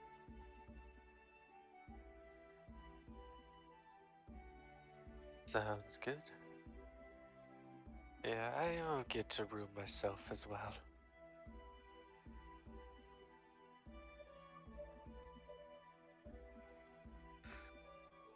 Yeah, she's gonna head into the inn then. And she will actually remove her hood and have her helmet under her arm. It's a short-haired, blonde, actually brunette, high elf female with emerald eyes. Okay. And Sakira, is there anything you're doing? she stepped away. Oh, okay. We'll come back to that then. Yeah. Let's go ahead with Acteza. You kind of, after some searching, it doesn't take quite long to find the Adventurers Guild, I'll say, just because it is a quite larger building. It stands above the rest of the rooftops. And on top of it, adorning it kind of like a cathedral symbol at the peak, is the Adventurers symbol, which is just some crossed swords. And you make your way towards this building. As you enter, it is quite large. It's about 3 times the size of the one in Amon. Far more adorned. The doors are of mahogany and gold encrusted like handles, as well as filigree of gold across the door. It is very well, like their finances are very well. As you enter in, the desk, instead of one receptionist, they have 3 lined up behind some protective bars. Is there anything we can do for you? Yes, I'm part of the Shattered Shards. Just checking in. I was looking to see what accesses we currently have as a silver member, specifically in relation to the deck of many things, if possible. Yeah, as you do this, they're instantly, like, as you're still talking, saying these things, they're instantly flipping through books. Silver shard, silver shard, silver shard. It looks like there is no time to dilly-dally in this job, as they're like, yes, silver shards. I see you here in our guild roster. Silver rank indeed. As for knowledge, you're able to procure anything of the guild silver level variety that will keep you from the upper levels of the library, as you need a gold to pass through. If there's anything you'd like to specifically look for, ask our librarian. I believe he is in currently. And they kind of, as I say that, they kind of point to the right. They're in the left corner of this building as you kind of enter in, almost similar to Amon. You enter in through the left corner of the building.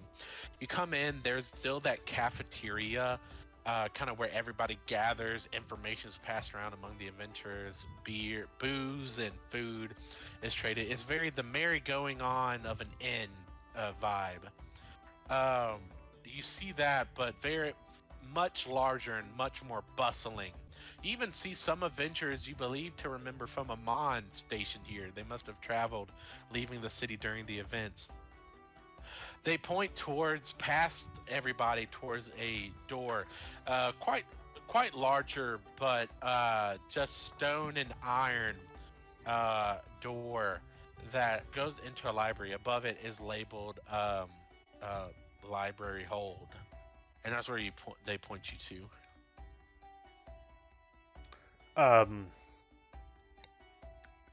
Definitely on a mission. She's gonna go find the librarian to kind of ask specifically if she has access to anything with the deck of many things, or specifically a soul tracking mechanism, because otherwise she'll get quests so that we can rank up. Okay. Sakira, what was the last thing you heard?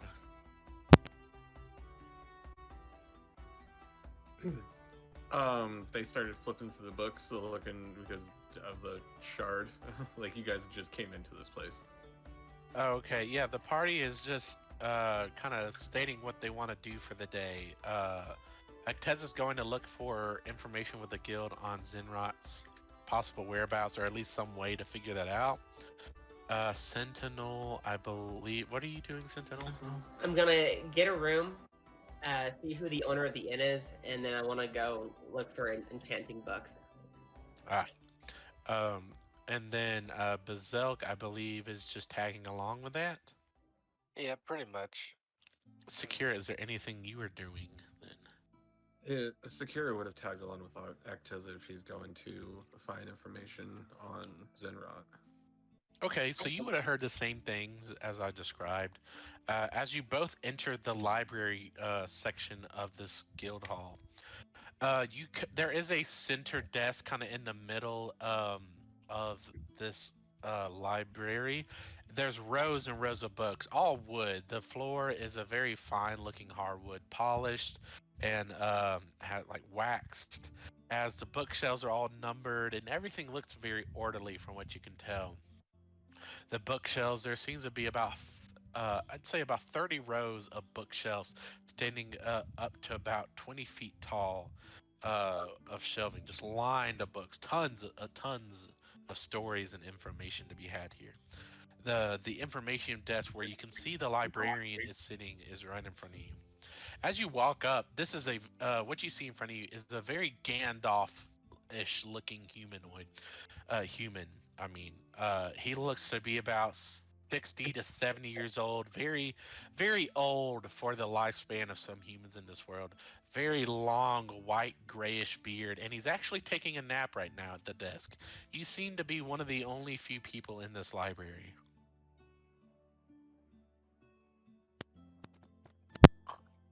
Should we wake him? Well, I want answers, so probably. As she kind of looks to see if there's like a bell on the desk to like ring. If not, she'll like tap She the casts desk. thaumaturgy to make her voice louder, and she says, "Arise, mortal human, and feast your eyes upon my body." At, as you were looking at Teza for the bell to wake him up, you do find it as Sakira breaks the earth-shattering silence with this booming voice. He instantly wakes up and falls out the back of his chair. Oh, lordy! You didn't have to be so loud. The bell would have sufficed. I have a thing for semantics. I see. As you're quite nude. I am thus as I came into this world, and I will not be tied or changed by anything that I cannot take from this world. You should try it Okay. sometime. It's rather freeing. Yeah, I probably would be thrown in jail if I did that. But you know what? I don't think anybody else minds. I don't. So whatever. He's definitely looking you up and down. Well, anyways, I was wondering, as silver rank members, if we were able to access any text on the deck of many things or some sort of tracking spell specifically trying to locate a soul. Deck of many things, huh? And you see him kind of lift up. He has to like squat down. He's like, oh, there's old bones as he flops down this massive tome. It's about like take like a textbook from high school, those big ones, and like double, triple it. It's huge. Let me check the inventory as he kind of blows some dust off right into your faces. Yes, deck of many things. Let's see, A, B, C, D, M. Here we go. Oh, wait. No, that would start with a D, wouldn't it? I tell you, having trouble these old days. D, here we go. Deck of many things. Here we are. That would be in the Volume Collection 3, Magic Items, and all that entails. Unfortunately, it seems like that's a part of the gold section, which is upstairs. And he kind of gives a thumbs up kind of point towards the spiral stairs that goes up about 30 feet to the higher section of the library. That's kind of where we keep the more important things. Well, at least for gold adventures. Well, and I assume the soul tracking or anything related to that is also gold ring then. That's right. You said something about soul tracking. Sorry, my old mind just gets to me. Let me see. NMNOPQRS. Here we go. And he flips to the S section, and he goes through it. Soul. Here we go. Let's see. Oh, looks like we have a book on souls. Yes, that would be good. Where is it? Well, see, the soul book. It's called. Let me think. Let me remember here. What's the Book of Souls called? The Book of Souls? Souls for Dummies. It's over there in the S section. And he points over to. He actually points almost 90 degrees to his right to the the wooden shelf, and on the front of it, it has like a plaque, a metal plaque that has an S on it. It's over there in the S section. Can't miss it. Perfect. It's a smaller novel. Right. Acteza kind of already decided that this is probably a waste of fucking time. Is gonna go get the book to check it out, but if it is accepted that we're probably gonna need to get a quest. Sakira, Yeah, I'm gonna. it's fine if you check it out. Nobody comes in here anyways. Fuck if you return it. I mean, we got like 3 copies of it. Well, I'm glad that you care about books. Gonna die in the next chapter. I'm glad that you care about his books as much as I do. With a very Oh, sarcastic trust me, art. I fucking love my books. If you hurt my books, I'll fucking hurt you. But, you know, like I said, we got 3 copies of it, and nobody comes in here, so... Well, it's probably the atmosphere. As she grabs the book and heads out. Sure. Or the customer service. What about the one upstairs? You know what? I'll get it. Acteza, you stay down here. I'll go and get the one from upstairs, unless you want to follow me and see London and France at the same time. Sakira, unfortunately, we can't London get and that one. We're not gold members yet. We need to go get Yeah, another as you go 2 up quests. to the gate, as you go up to the gate that kind of like encircles the staircase and the top like floor, it's very well protected. They've thought this out. You can't just fly your ass up there and get around it. You pull on the gate as an arcane lock kind of appears in front of it. Nah, you can't go up there without a gold ranking badge, the necklace thing. Like, do you have one that we could borrow? I'd hate to, cough and cast Fireball. Well, You could certainly try to do that, but we have our policies and regulations. You can't just go up there and I can't hand over mine. I will let you see London and France. That's persuasive, but at the same time, I'm, reaching my coffin door, so what do I care? Fine. Roll persuasion, why not? given that. Oh my god, it's a nat 20. Holy shit. Oh my god. You know what? You got a tempting offer. You're pretty beautiful. And she kind of like turns around and like bends over just a little bit. I need a lot more than that for you to go up there, honey. Oh shit. She's like, fine, sit down. I'm gonna rock your world. As she comes over and gives him a lap dance. All right. Now that was a good show, and I loved every little bit of it. So here, I'll give you this one-time access. As he begins to take out his adventuring necklace, and it's only silver. See, you're gonna have a hard time getting up there. I never said you could. Thanks for the lap dance.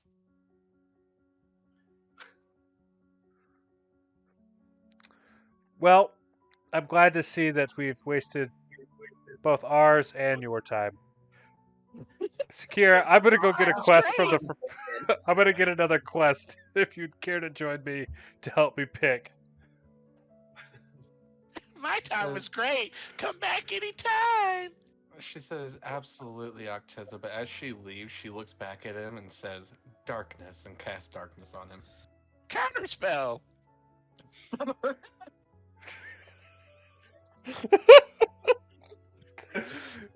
In that voice too, like. Yeah, he says it out loud and points his middle. He points his middle finger as like a fuck you as he waves it up in the air real quick. He's like, spell. She's like, whatever. I hope that's a dance that you'll remember forever because it's probably the only one you'll ever get. And I'll remember it forever. As he leaves. I cast dementia. I can't convince Dementia. I Too late, cast I already got it. I guess both sides of your pillow are always warm. Yeah. I cast vigorous erection / result of heart attack. Joke's on you, it never worked anyways. Stupid. Anyways, you exit out of the library section having given an old man a lap dance for no reward. And as you exit, you can see the large quest board tattered with leaves, flyers, and quest requests all over the front of it. As you make your way up to it, it mainly seems like bronze quests. There are a few gold up there, mainly to help the war front and like some espionage kind of missions. But there seems to be one silver quest available at this time that you come across. And it seems to be asking adventurers for help, and it actually is for the nearby dwarven town, the mining town you had passed by. They're asking for adventurers' help with clearing the mines so they can continue their work. It doesn't say exactly what you're clearing the mines from, but that's what it asks for. Well, it looks like we've only got It the says one. the reward. Sorry. Okay, go for it. Unfortunately, we fucking passed the town that it's already in, so we gotta backtrack to go complete it. The reward is about 250 gold.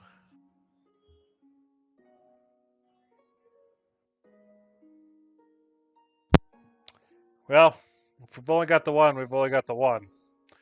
Acteza's gonna grab that one to head back to the inn at this point. Yeah, you make a stop by to make sure the guild knows you're taking it. They kind of mark it off their book, like, okay, no, don't post this again. Somebody's on it. Oh, good thing you're picking that up. Not many people have been wanting to go on that quest. I guess they just aren't don't got the guts for it. I don't know. Adventures these days. No offense, but it all comes down to what they want to do and not want to do. Anyways, thanks for picking that up. It's been there for a couple of weeks now. Well, consider it done. We'll be back shortly. All right. As you leave, we're gonna move to Sentinel during all these events. Sentinel, what are you doing at this moment as you're entering the inn or getting prepared to? She's just heading directly to the counter. She's looking to find the owner of the inn. Yeah, as you enter in, there's a dwarven female kind of bartending the counter. And yes, what can I do for you, lass? Oh, hello. I am looking for. She's basically speaking to him in his mind, but she's making her lips match with it. As Okay. she goes, I am looking to rent a room from this fine establishment. Are you the owner? Roll me a deception check, not particularly to pass yourself off, just to see how well you're doing here. Oh my god, fucking that one. Yeah, you try to sync it up, but it's very off. Like your lips move. It's like, hey, how are you doing here? And then your lips move. You're not used to how quickly you can transfer your thoughts. She kind of shakes her eyes a little bit. I must lay off the ale. Yes, we have rooms for board, plenty available. And what else were you asking? Oh, I was asking if they were the owner. No, I'm not the owner, miss, but the owner should be by in another hour or so. He's out there making, well, business trades right now, procuring some more meat for our the next month. Oh, perfect. I would like to just personally thank him for this fine establishment. How much for a room? Well, it depends on the room. It's about 5 silver for our lowest quality, if it's only one person. And then for the finer ones, you're looking at a gold piece. It has a bathtub, place to gussy yourself up, and a nice queen size bed. She'll slide 2 gold over to them. One for me and my friend Bizelk.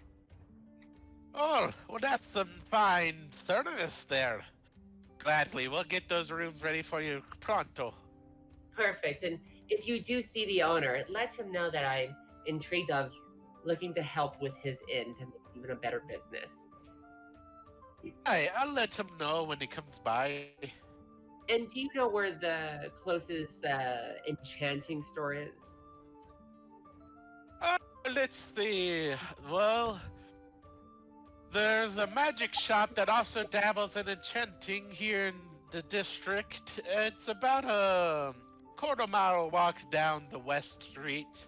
And then if you're looking for a real enchanting shop, you're looking at about a 1-mile journey up towards the noble area. She'll look to Bizelk. Are you looking to follow? My dogs are looking at me like I've done my fucking mind. Stupid. I'll think and see if I can find some better armor, perhaps. She nods. You and know, she goes, okay.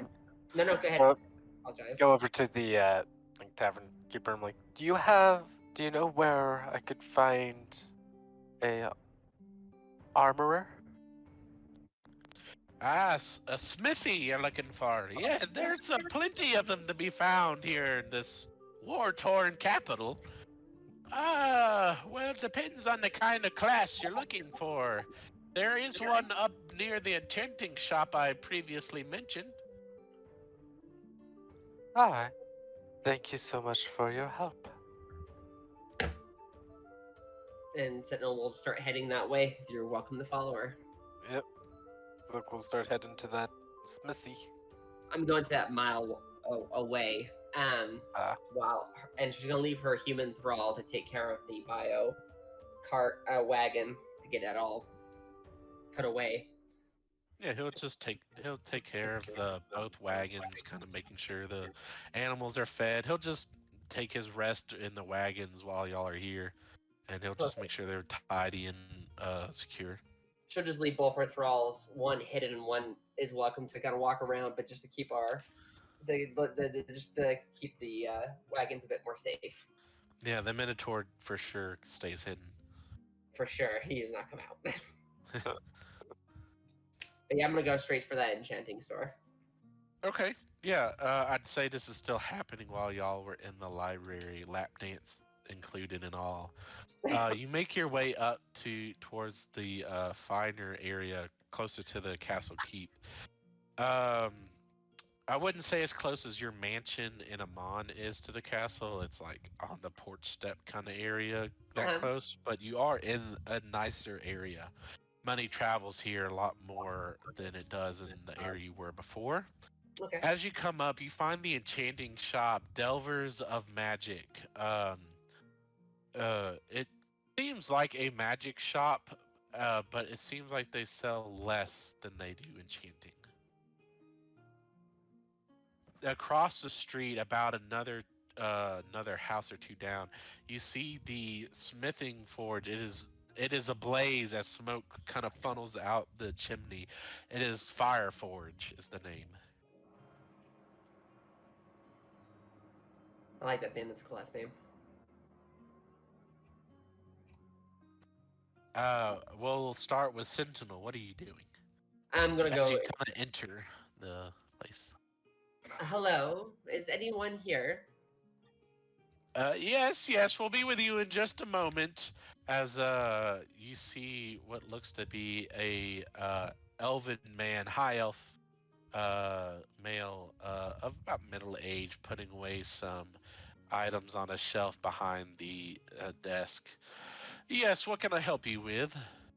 I am looking on some volumes of intros into enchantment and a volume that succeeds that one afterwards. Ah, yes, looking to get into enchanting, a great profession. Let's see. And he kind of will take a look at the stock behind him. Looks like we have intermediate books here. I will say you do have the first 3 beginner novels, so you're really only needing the intermediate ones.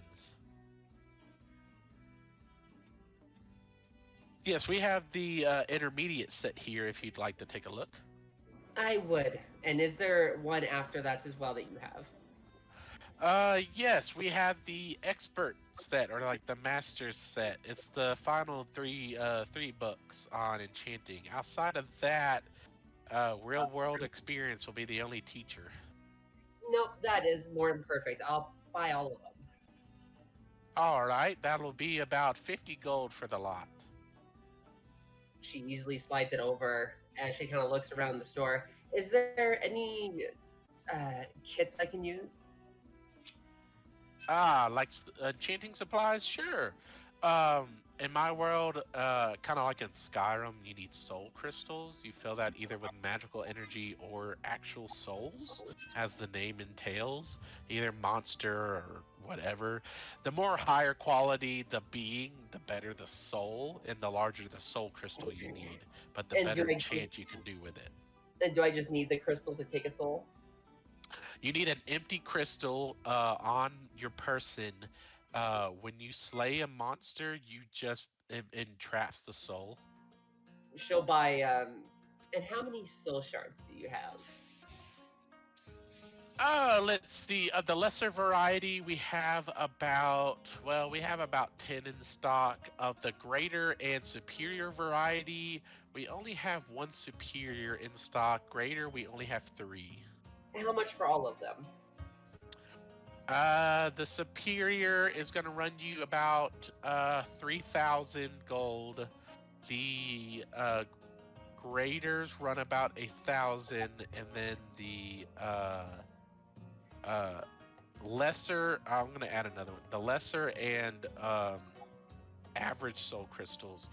The lesser will run you about 100, and then the average will run you about 300. I will do the $300, the 300 gold one. That's the normal one. Yes. Okay. You can get 5 for 300 or 10 for 600. Just the 300. And then is there a kit I need it all or no? Outside of the soul crystals, you just need an enchanting kit, which just comes with like some candles, some like magic chalk, that kind of stuff. Rune kind of work stuff. That'll run you about 100. I will take the kit. How much? All right. It was 100 gold for the kit. Okay, then she'll give 100. And that's about everything you need. The kit, you'll only need that for the rest of the enchanting you do. But the item you want to imbue an enchantment on in crystal will change depending on the enchantment you want to put on. So basically, the enchantment gear you bought, you don't have to buy more of those. The crystal and the item you want to enchant will just will depend on what you're purchasing.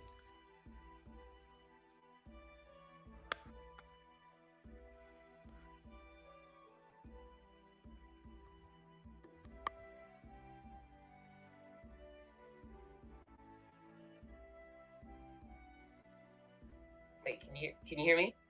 Yeah. I was muted. She just wants to get everything to get her started. She'll probably practice on her own armor and weapons. Sure. So You have everything you need to begin enchanting.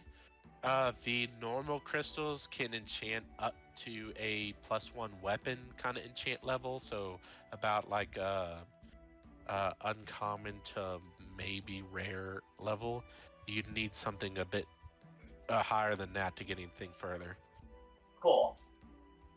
And then I'm getting ready for work, so right now I am good, and I'll probably just head back. I'll probably just wait. I'll sit the fire forge for Bizelk. Okay, sounds good. Yeah, we might be wrapping up here in another 30 minutes or so. That's fine. I have you on my phone. I'll just let you know. Okay,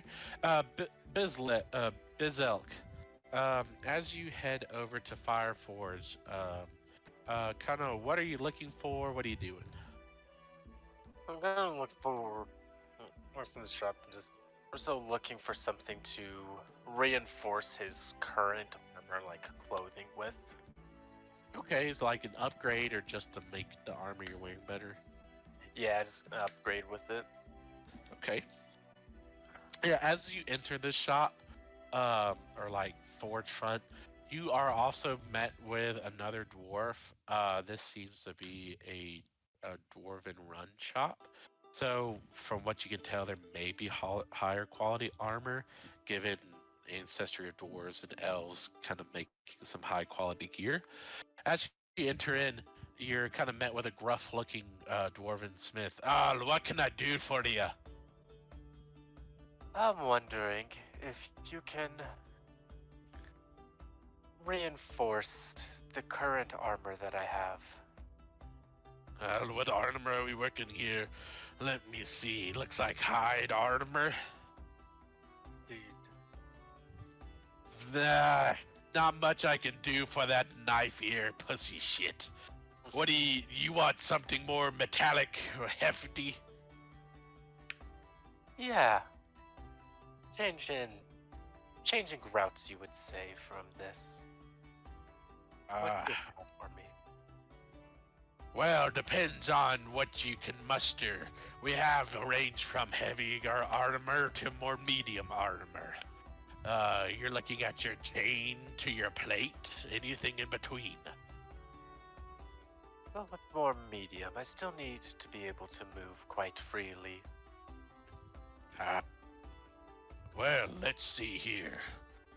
As for medium armor, let me check what classifies all under medium.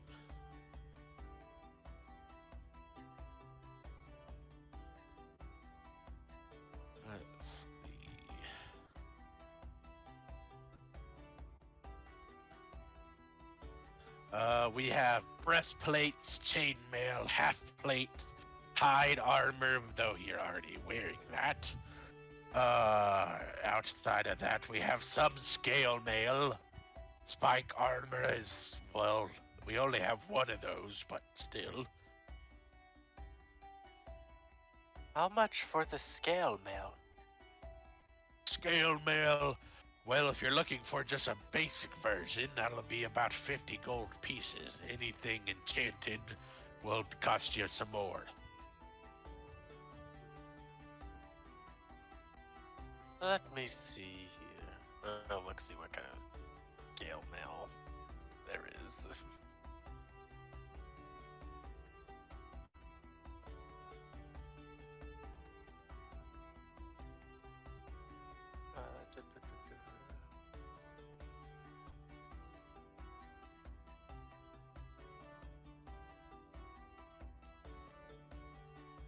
While you're looking, he's just kind of gonna continue his business ship. We have, well, in nice stock, we have adamantine armor. Everybody wants that, but very few can afford it. We have gleaming armor, armor of resistances. We have +1 armor. We have +2 armor. We don't have any +3. Sorry, those are used mainly with the military. See, how much for the +2 armor? +2 armor. You're looking at let's see, 1,500 gold for the +2. If you want adamantine +2, that'll run you about 3,000. That +2.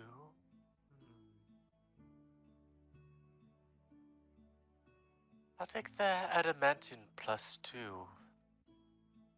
Oh, big spender. I like your type. Most do. Sure, coming right up. We'll need to run some measurements on you, make sure it fits well, but that'll only take about a couple of hours. Sounds good. I don't have anywhere to be quickly. Sure, and over the next few hours, they kind of just measure like your arm length, your chest size, that kind of stuff, just to kind of fit it like they would a suit. Enough to have some comfortable movement range, but also it fits and not slips or flops around on you. They have a adamantine +2 that fits you just perfectly. After about 2 hours, they get it kind of heated up and resized and reshaped just for you. This will do quite well, I believe, on you. It's, well, it's like a half plate, but made of adamantine. And we've put some nice runes on it to make it enchanted. It's some pretty fine work, if I say so. Let me. I'll hand him the 3,000 and kind of try on the armor and see how it feels. Sure. Yeah, you put it on. It definitely weighs a bit heftier than your hide did, but it still feels natural to a sense. It's definitely more clunky. You can stealth in it just fine and move in it excellent as well. But the heft will take a little getting used to. And see, for that I just do add adamantine scale armor and then just customize it for a +2. Yeah, you can just add adamantine armor and then customize your AC and add a +2. Yeah. That's good, perfect. Heavier than what I'm used to, but I'll definitely get used to this. I like the feel. Adamantine's the best armor around, I tell you that, laddie. It always blocks the heaviest of blows. Thank you for your service. I hand him the bag with the 3,000 gold. Pleasure doing business with ya. Pleasure's all mine. Have a great day. Aye. and you set off back towards the inn with Sentinel in tow. At this point, we'll kind of shift back over to Acteza and Sakira. Is there anything else y'all are doing on your way back to the inn, or are we turning in for the night per se? Acteza doesn't have Yeah. anything planned. She's going to head back to the inn to fill them in with what the quest was that we picked up. And then at the moment, she doesn't have anything planned, but it kind of depends on how Bizelk and Sentinel react to the quest we picked up. And then she wants to read her book, but other than that. Okay. Yeah, please, Sentinel. We'll talk to the innkeeper on our next game session, so she's got nothing else planned for the day. Okay. Yeah, you're all able to meet back up. Bizelk fashioned in his new armor.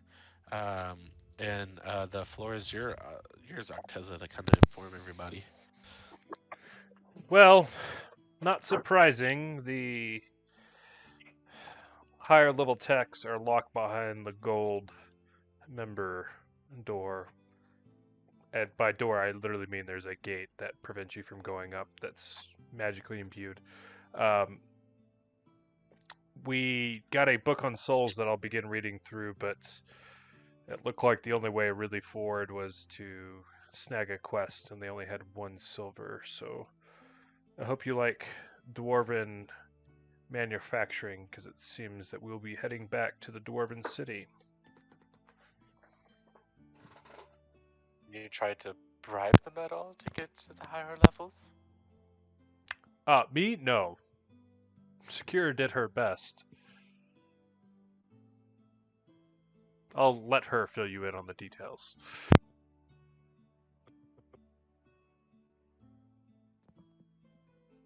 Sakira?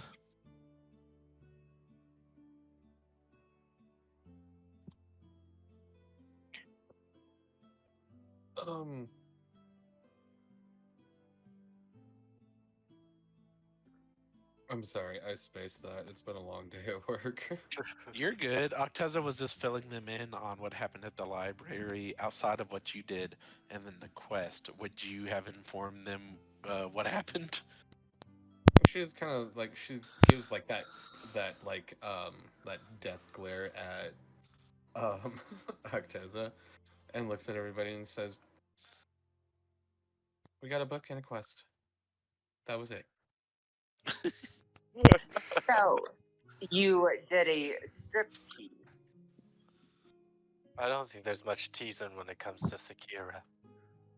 She's like, Sure. You actually feel... Oh, wait, go ahead, sorry. She's like, it's hard to do a striptease when you have nothing to strip. Lap dance, I think you people call it.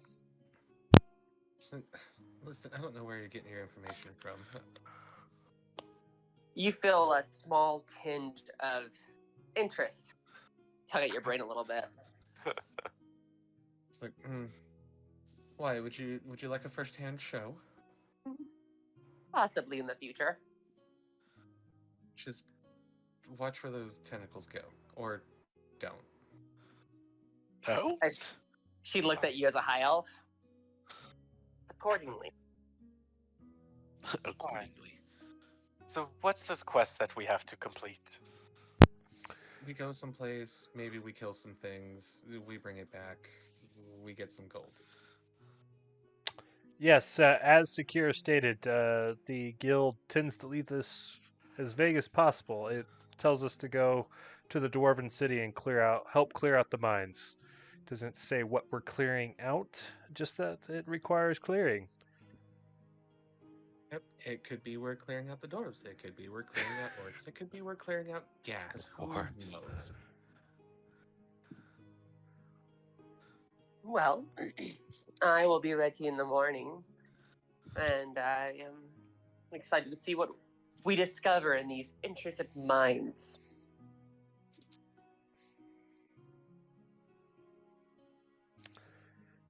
Well, glad it's agreed. Say after breakfast we head back out, or Do any of you need longer? Sakira, I don't know if you needed a shot before we head back out, but Says no, but a nice bath would probably do me some good. I can still smell old man on me. Oh, Should we leave the wagons here when we leave, or should we take them? How far away is the mines? it's the dwarven city that we passed through on the fucking way here. yeah, it's like a 4 day Oh. 4 day walk or journey. Maybe There's we should. about 2 days if we hurry. Maybe we should collect some other quests that may be on that same route. Well, the thing was, there was just the one quest. Hmm. Then maybe the Dwarven City will have a quest for us afterwards. Assuming they have a guild house. Assuming, yes.